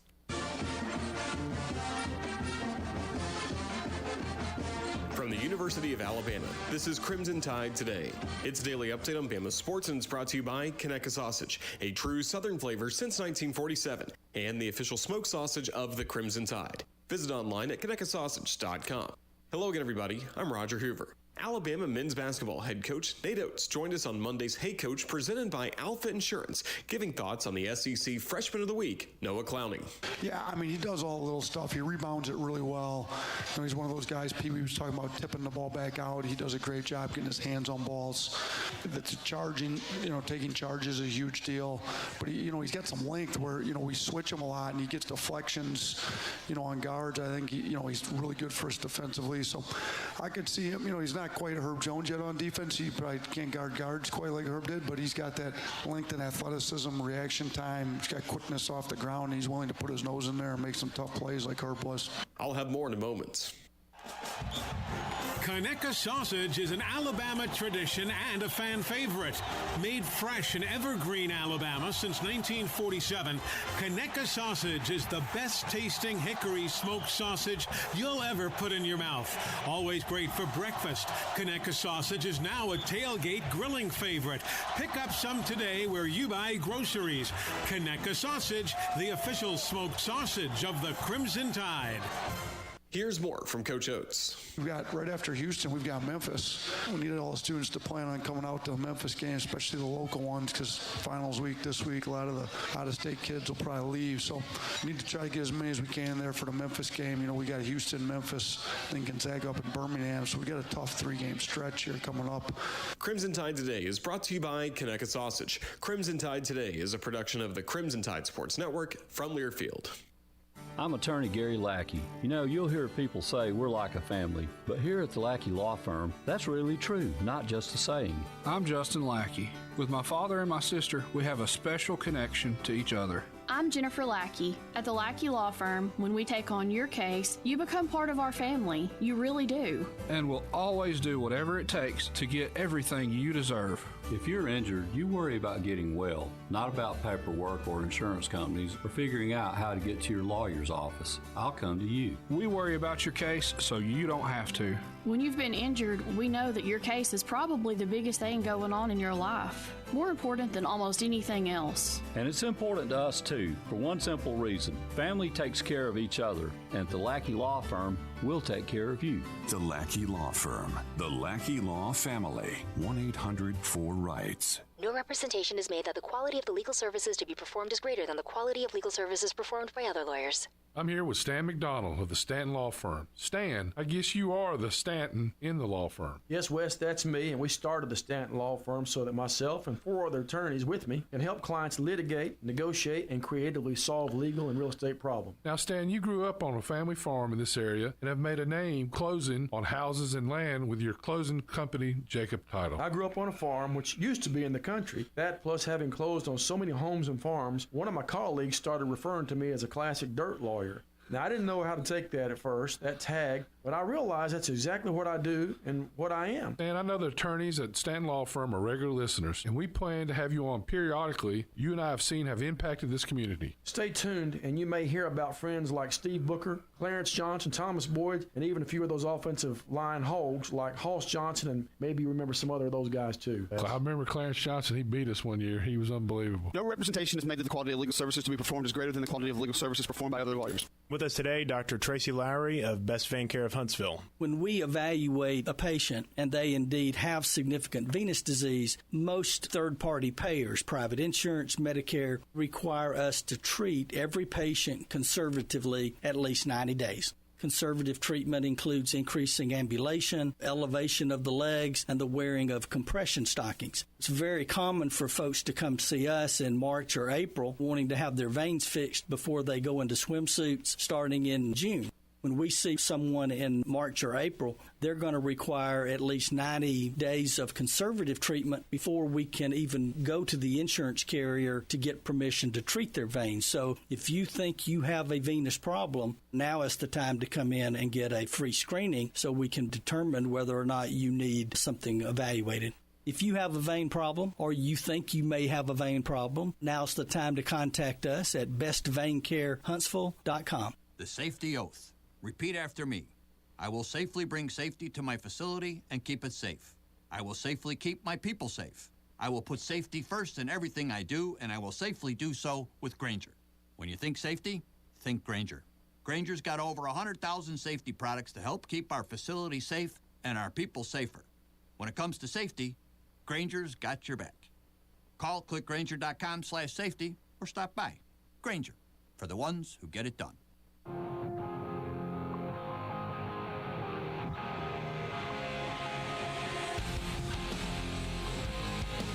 And welcome back, everyone, to the Afternoon Blitz here on the Tennessee Valley Blitz Sports Network. I'm your host, the Bandi Man, joined across the glass, across the aisle by Captain Cool John Abraham. Yo, yo. And you know what I'm ready for? I'm ready to get into some video game news Let's because My goodness, what came out in the last couple hours, like last 24 hours have been actually phenomenal for gaming. Because Call of Duty, now that it's under Microsoft Activision Blizzard, that's what it's called now, Microsoft Activision Blizzard. Ooh. It's got some new, it's going to be coming to some new people, to some new consoles, and more people are going to be able to play Call of Duty. But Sonic co-creator got arrested again. Let's go. For the same thing. Trouble. And Overwatch 2 pros have gotten their first hands-on approach to the new tank hero Ramatra, and it's actually, he's not as broken as we initially thought. That's all coming up here on the E Play-by-Play. Trouble. A little throwback Time to right catch there. up on esports with E Play-by-Play with the Bandi Man. I'm going to go ahead and turn that down. You know, we'll start with the Overwatch 2 story. Because initially, I thought the new tank hero Ramatra was going to be broken. Just looking at his kit, like, he looked a little bit too good. Yeah? Like, his ult lasting forever as long as it's hitting a target, doing giant AoE damage, and latching on to multiple targets. He can switch in and out of his Nemesis form. Like, infinite block while he's doing it. Can switch in and out. And then I looked at Doomfist, and I'm like, okay, never mind. Ramatra looks like nothing compared to what they did to Doomfist. But pros have gotten their first hands-on with the new hero. You know what? They're actually kind of seeing that he's a little bit below average, actually. Really? He said, one of the quotes from one of the pros on Twitter says, "I don't see what a coordinated 2 can do with Ramatra that wouldn't just be better with another tank." He dies very quickly to focus fire without a pocket healer, especially during his ultimate. The tank does not feel as survivable as he needs to. So apparently if you focus fire on this guy, like even during his ult, if you guys concentrate fire on him, he can actually go down pretty quickly. Huh, who would have known? So maybe DPS heroes like Bastion, maybe ones that can like put out a high amount of damage very quickly. Just kind of shred this guy. Yeah, I still feel like we're going to run into some very tough opponents when it comes to this guy. Because, I mean, the things he can do, still very cool. But if, you know, your whole team's not targeting this one dude, I mean, he's going to take out a lot of people. Yeah, you know what? You know what I like too? Elden Ring. Oh. Because the Coliseum DLC that came out for free is now live today. Let's go. And it's actually a PvP-focused update. Now, like, the new Coliseum area that was previously closed, like, I had no idea what it was for on the map. Yeah. Until I heard about the rumored DLC. But it's like my first time playing it. I'm like, how do I get in here? There's got to be some loot in here. It's a giant Coliseum. Like, there's got to be some way I can get into it. Reminds me a lot of Warzone and the whole the soccer stadium that they had. Because we weren't able to get into that until an update came, and then everybody could storm that thing all they wanted to. So it was really cool. I remember the first day that dropped. Everybody went there. Oh my Dude, god. it was heck going in there. It was absolute pandemonium. But now that the Coliseum is open, you can actually go there. You specified like summoning things to go into a PvP centric area where you can do like a free for all or maybe like team focused PvP where it's like 3v3 with your buddies. Like, it seems really cool. And they also dropped a pretty big balance update. I'm not going to go through all of it because, oh my god, it's a lot. Yeah. But this is a balance update that was strictly focused for PvP. And you know what? I'm glad to see this kind of support from FromSoft. Like, because think about it. Elden Ring dropped in February of this year. Has not gotten any kind of DLC support. Like, it's gotten post-launch, like, balancing updates, like, for certain kind of builds. Like, that's just, like, weapon tuning. Yeah. Nothing really big. Stuff that it kind of needed to have to kind of perfect the base game. Nothing really content-wise. Yeah. Now we're getting, the Coliseum's going to open. It's up for Game of the Year, which the Game Awards are tomorrow. Whoa! So I imagine we're going to see another trailer for Elden Ring DLC, and it's going to be our first big content update for it. And I'm super excited because I want an excuse to hop back into Elden Ring. Yeah, I think it was a perfect idea to have this update come live right before the Game Awards if they're looking to get that Game of the Year award, because it brings the attention back to Elden Ring and out from God of War Ragnarok, which I got to say, I haven't heard a lot about. Compared to whenever Elden Ring came out, it was just nonstop for a few months. Yeah. But God of War Ragnarok, it was kind of just like, well, it's exclusive to PS5 and all that stuff. So it's like not a lot of people get their hands on it compared to a game like Elden Ring where everybody can kind of get a hold of this game. Yeah. I mean, is God of War like incredibly cinematic? Yes. Does it look fantastic? Absolutely. I mean, but so does Elden Ring. Yeah. Is the storytelling a lot more straightforward in Ragnarok than Elden Ring? By miles. Because the storytelling in Elden Ring, like I saw this argument on Twitter, and it actually got me a little bit heated. I didn't want to respond, but it's like there were arguments I was people seeing on Twitter that like Elden Ring had like no storytelling whatsoever, or that it was lacking in storytelling, so you couldn't give it like the 10 out of 10. I'm like, it didn't lack in storytelling. You just didn't go out and look for it. Yeah. It's like that's the whole point of Elden Ring is that it brought you out of the intro area into the wide open world, and then it completely let go. Exactly. It's like you go at your own pace. You go wherever you want. You can experience the story however you want. Mm-hmm. So the fact that you didn't think that there was really any storytelling is that just tells me you didn't go out and search for it. Yeah, it's one of those arguments you don't really want to delve into because it's like you could go on forever about like what you've experienced in the game yourself, but everybody has a different experience about the game as they go in, and that's the great thing about Elden Ring. It's the great thing about Legend of Zelda and what they did in the recent game. And I mean, it's just like it's just amazing. And then you see God of War. Yeah, it had a good story. It was giving you the story. It was giving you it in bunches. That's just how that game rolls. Yeah, it's a lot more straightforward because it kind of plays out like a movie. Like it has a certain like you start here and then you follow the story like all the way through, and you go through the natural progression of the characters. Elden Ring, it's more like you're your own character. You're let out into this open world. It's more like you're finding the stories about what all happened around you to turn a land like this. Exactly. And how the people are within that. Like, literally, I found the story of one of the bosses he had to fight. And, again, God Gigantic was this huge revered general. His trusty steed was no longer able to properly carry him with how big he was. It was just like a normal-looking horse. It was like a normal horse. But it was like his pride and joy.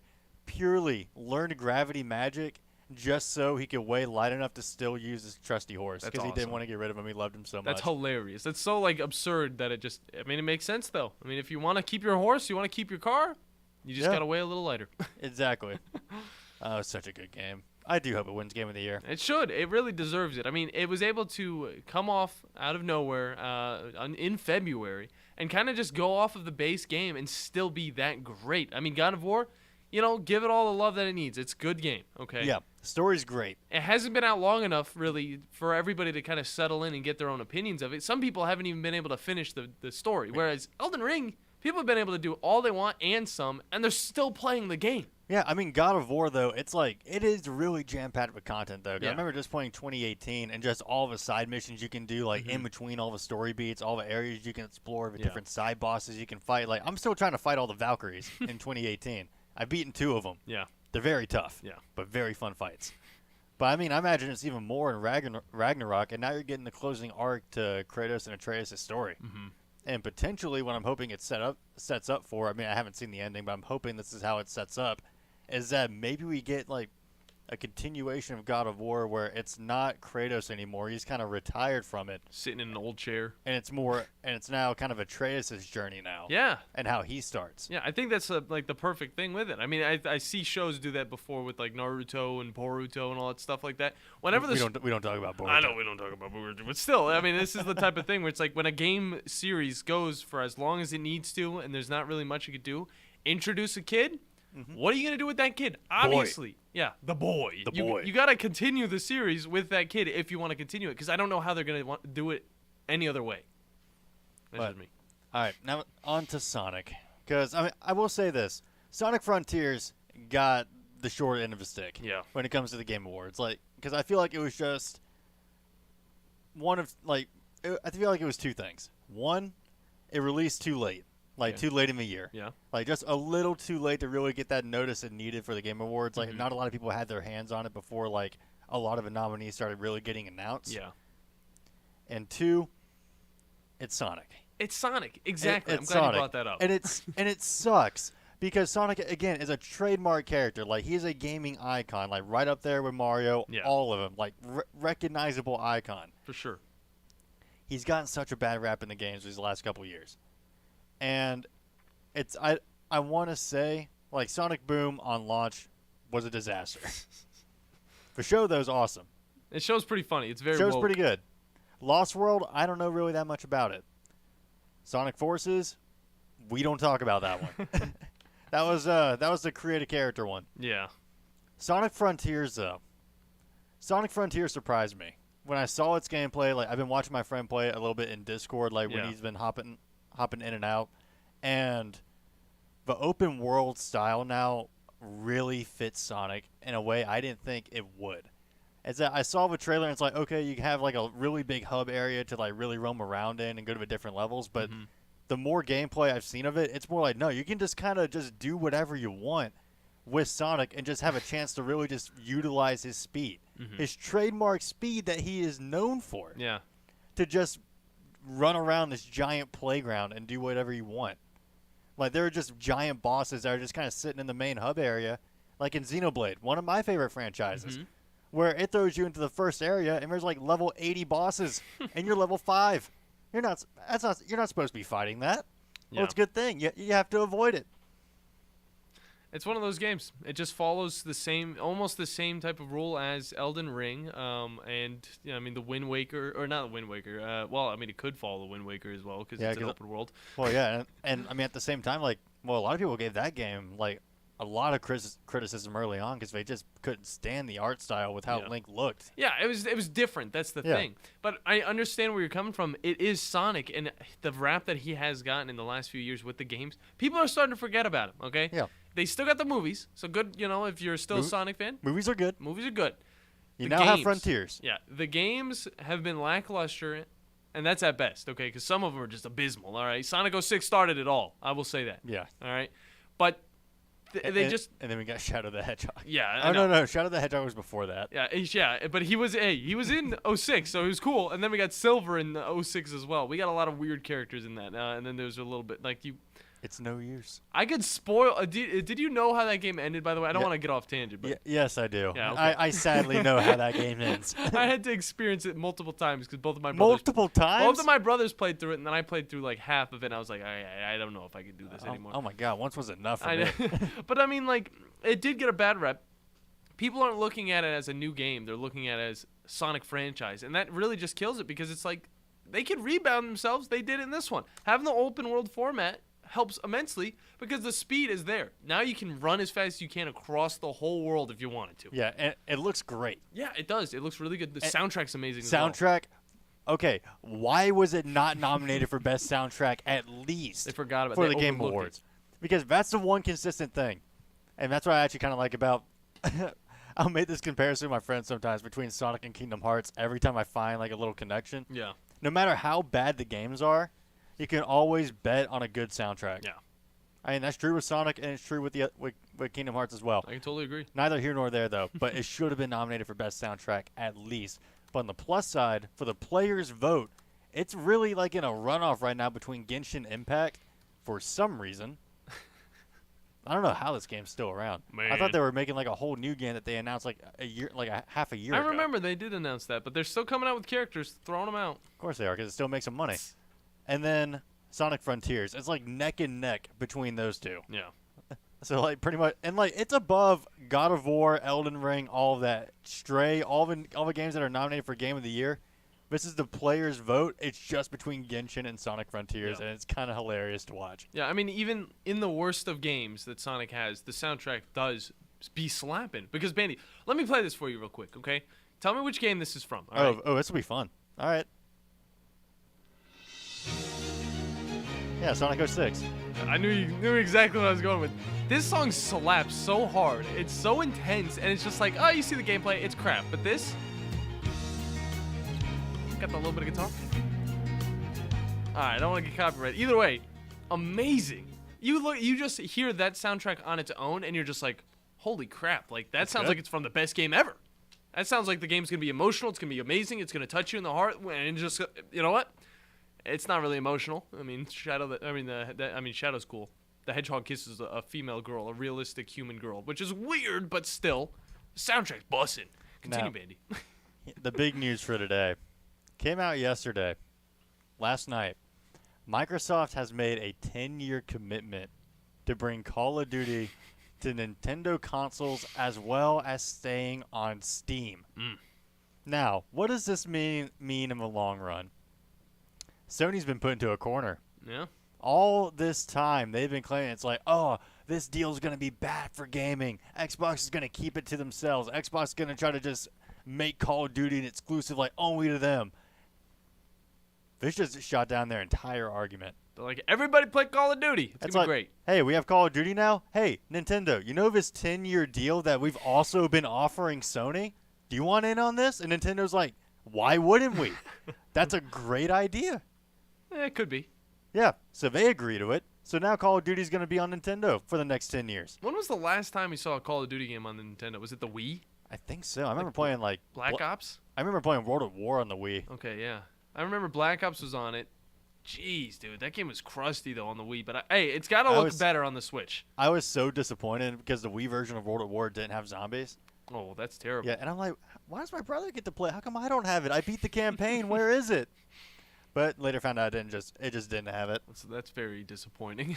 And then guess what? They reached out to Valve and Steam, and they're like, hey, Gabe Newell, do you want to keep doing this deal, the same 10-year deal that I just offered Nintendo and they took and that Sony won't take? It's like, of course. Yeah. We love the feedback we've been getting from Microsoft. I mean, Modern Warfare 2 was the #1 downloaded game on launch for Steam. Yeah. It's like, yeah, let's continue this partnership. Let's keep making money together. Yeah. I just see wins. And yes. Microsoft's going to make so much money from this altogether. I can say that. You can have the exclusive game. That's cool. You get a certain amount of people that'll get the game, whoever has the console. But this, everybody's going to get to play Call of Duty. Everybody's going to want Call of Duty. And then when this deal's over, if they don't start another deal, people are still going to be wanting Call of Duty to the point where they'll just buy an Xbox if they needed to. Something that Microsoft comes out with in the future. It could not even be called the Xbox in the future. Who knows? Yeah, I'm looking for the tweet, but it was from the head of Xbox themselves telling that it's like, yeah, like we want Sony to be a part of this too, and we'll be more than happy to reach out to them, and we have reached out to them. Yeah, it's like we've offered them the same contract that we just offered Nintendo and Steam, and they took it. Like, what's the excuse now? It's like putting a chocolate cake in front of a fat kid. Like how much more clear do we have to be that we don't want to monopolize Call of Duty, and that we just want to make it accessible to everyone? Yeah. Everyone else is on board with this. Why are you not on board, Sony? Well, we can tell you the answer. We could, yeah. They want to make more money. Yeah. I mean, why else would right now during Modern Warfare 2, they're releasing PlayStation exclusive bonuses, PlayStation exclusive benefits to playing, like you get more weapon XP, more party XP, exclusive double XP events, exclusive blueprints, operator skins, all this exclusive content just for playing on PlayStation. Xbox players and PC players, we don't get those benefits. Nope. Not at all. Gotta go out and get Mountain Dew. Not even if we're playing in the same party as a PlayStation player. Sheesh. We don't get those benefits. But guess what? If they're playing in that lobby with us, they get those benefits. Not us. Again, I'm not seeing anything wrong with this at all, or anything like greedy from Microsoft's side at all. And what's good, they're about to go into a meeting, I believe, either Thursday or Friday, with the regulators that Sony's been talking to about. Really, that's who their whole argument's been with, about, like, really, is this deal going to just completely shift the power? Should. And I think it should, because Sony's at the tip top right now, trying to keep control of Call of Duty. And he said it's going to kill Sony. Sony's not going to get killed if it loses Call of Duty. No. God of War. It's got Square Enix. Yeah. Final Fantasy VII alone is about to make them a ton of money. I mean, all I see is that gamers are now getting more options to play beloved franchises. I mean, Call of Duty, as bad as some of the recent games have been, it's still a beloved franchise to a ton of people. Yeah. Which is why I still play today. That's why I still play it. Because I still have memories of playing Modern Warfare 3 all the time on my PS3 and absolutely loving it. It just takes one game to bring everybody back, too. Exactly. That's the magic. So now giving more players a way to get introduced to that franchise on a variety of systems, I mean, I don't see this as anything other than a win. Yeah, I'll give this a clap. Good stuff, Microsoft. And this just makes Sony look absolutely terrible in the public eye. Guys are looking like Burger King right now. Looking like King Burger. Oh yeah, JoJo's. I was like thinking, was that in Call of Duty? No. It's good. It's but funny. the deal itself is still, though, currently being reviewed by the FTC and the regulators I talked about, though, in Europe and the UK. But two parties, Microsoft and Sony, have until July 2023 to close the deal, or they will have to renegotiate the agreement. Come on now, Sony. Which I don't see it. What more do you have to put out the 10 years? A lifetime thing? Yeah. I feel like agreeing to a lifetime contract for just one franchise, it's just a little bit absurd. Just my 2 cents. I think that's a little bit absurd to ask of somebody. Yeah. Especially when 2 other very prominent companies just agreed to a 10-year deal with pretty much what the news that we've been given as the public, no issue whatsoever. Mm-hmm. And in fact, it's actually been met with praise from Gabe Newell publicly about the deal. I mean, because again, he saw it as the same thing, just a mutual benefit for everyone involved. Yeah. And I can't help but agree. Same here. And that's all I got to say about that. Good stuff, Bandi. You know what? We're going to take a quick timeout. When we come back, we're going to wrap up the show, wrap up the second hour, wrap up everything today. Speaking of that, my core got wrapped on my chair. You're listening to the Afternoon Blitz. The Blitz has been called. New Year's Eve in Nashville has a new twist this year. Touchdown, right up the middle, 45 yards. The 25th annual Trans-Perfect Music City Bowl is Saturday, December 31st at 11 a.m. Still on his feet, touchdown! Get your ticket to the biggest party in Nashville as the Iowa Hawkeyes and Kentucky Wildcats square off at Nissan Stadium. For more information on this year's game, including ticket availability, visit musiccitybowl.com. Presented by the Tennessee Lottery.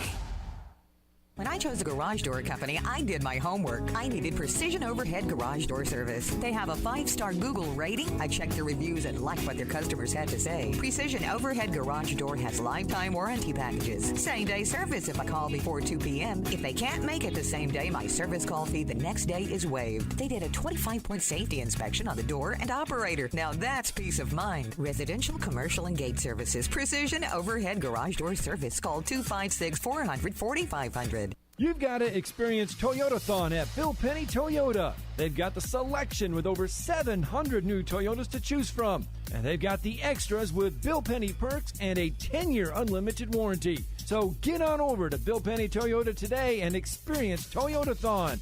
Bill Penny Toyota in Huntsville and online at BillPennyToyota.com. Bill Penny's Toyota 10-year unlimited warranty is valid through the 10th year of ownership. Valid on new vehicles only. See dealer for details. Hey folks, this is Arthur Seaton, Managing Partner at University Kia, here letting you know we are proud supporters of Madison Academy football. Stop into the University Kia today and shop our large selection of new Kias, including the all-new Telluride 8-passenger SUV, the stylish new K5, and sporty new Seltos. Visit universitykia.com to view all our great offers and get pre-approved in minutes so you can drive home your new Kia today, because we want to see you in a Kia. Go Mustangs! Do you have discomfort in your legs? Varicose veins can affect not only how your legs look, but how they feel. Symptoms of varicose veins include pain, swelling, aching, heaviness, and fatigue. Dr. Tracy Lowry of Best Vein Care of Huntsville can diagnose and treat your varicose veins with the latest minimally invasive techniques. Diagnosis and treatment is covered by most insurances. Call 256-715-7151 to schedule your free screening. Go to bestveincarehuntsville.com. At Bryant Bank, we believe your goals are worth chasing, and every step along the way is worth celebrating. From your hopes for the future to the challenges that keep you up at night, we're here for you. Bryant Bankers put care into action to help you live legendary by stepping up when you need us most and doing what's right even when no one is watching. Come experience a local bank whose people greet you by name and treat you like family. Bryant Bank, member FDIC. You want the right specialist for your recovery. At SportsMed Orthopedic Surgery and Spine Center, we understand every body is different. Your muscles and bones are unique, as is your body.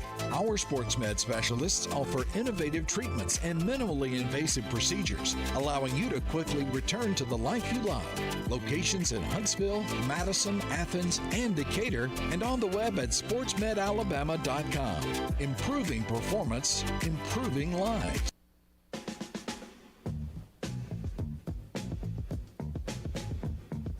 Hey. Bing, bang, bang, bing, bing, bing, bing. Hey. What? Oh, I thought you were going to do it this time. I was gonna, but I was like, you know what? That's Bandy's thing. I'm going to leave it up to Bandy. Either way, thank you guys for sticking around with us these 2 hours on the afternoon Blitz here in No Man's Land on a wacky Wednesday. It's been a great show. We talked with RJ White, got a little bit of info on the sports line world in the world of NFL. We got a lot of interesting things, and also, Aaron Judge, is still on the Yankees, baby. Very exciting for all of that stuff. I mean, it's just sports. There's nothing really to look down on. It's just all just hype stuff we're going to be getting a hold of throughout the coming years, especially for me because I got 9 years with Aaron Judge hitting baseballs over fences. That's baseball, pretty much. Yeah, paying him a lot of money to do it too. Yeah, I wish I could get paid that much money to hit balls over fences. That's basically sport. Either way, it's been a good show. Bandy, do you have any basketball scores over there? You got anything interesting you want to talk about? Well, I mean, we got some good games tonight. I mean, what's going to be up, I kind of talked about it a little bit earlier with the Lakers-Raptors matchup tonight, but the Lakers are going to be both without LeBron and Anthony Davis. I mean, LeBron's out with a left sore ankle, and Anthony Davis actually left the game the other night with flu-like symptoms, but the Lakers organization said themselves that it's not COVID-related. So don't got to worry about that. But still, going up against a good Raptors team who now has Pascal Siakam back, it's not going to be very easy for the Lakers to pull this out. But Russell Westbrook is kind of known for playing on his own and not having that help. So you might see something out of him tonight. Good for him. I mean, he gets to just chill alone, be the captain of the team, and he gets to go off. Yep. Jazz and Warriors play tonight as well. Not on national TV like usual, but at 8 o'clock, so it's actually at a pretty decent time. I mean, we're hosting the Warriors, and I mean, Lauri Markkanen's still doing what he does, 22 points a game, 8 rebounds, 3 assists. Ooh. So I'm hoping for a good win tonight. What are the Jazz sitting at right now, record-wise? 14-12. Okay. Kind of middle of the road in the West. Kind of like just let a few games go by them, and they're still hitting. Yeah. I mean, we had a really strong start when we shouldn't have. Yeah. With a brand new roster, but now it's just kind of settled in.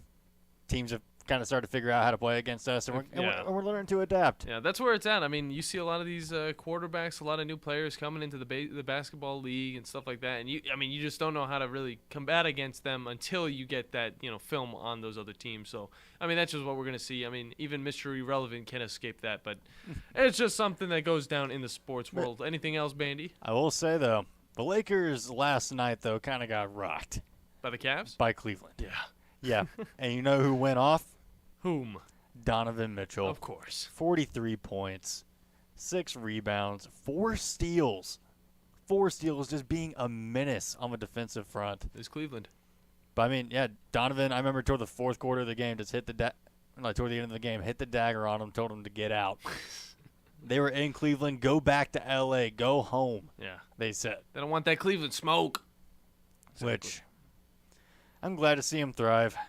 Yeah. I'm glad to see him thrive in Cleveland. Rudy Gobert's having a little bit of a tough time in Minnesota, though. Yeah. We're not that good of a team, but Donovan Mitchell and Darius Garland together are absolutely menacing. Good for them. I'm glad. And it's what a little salty because it's what I wanted in Utah.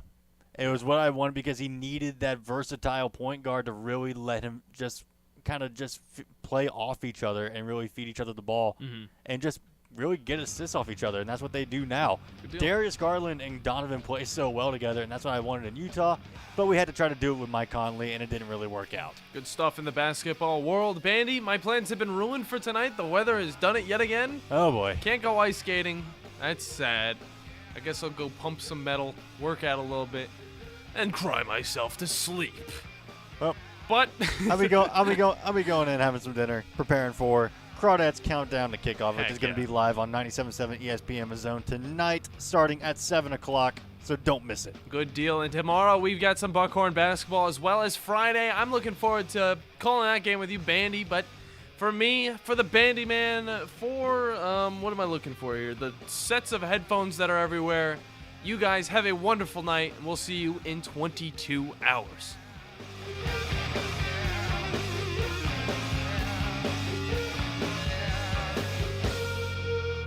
Here's Bobby White from Woody Anderson Ford on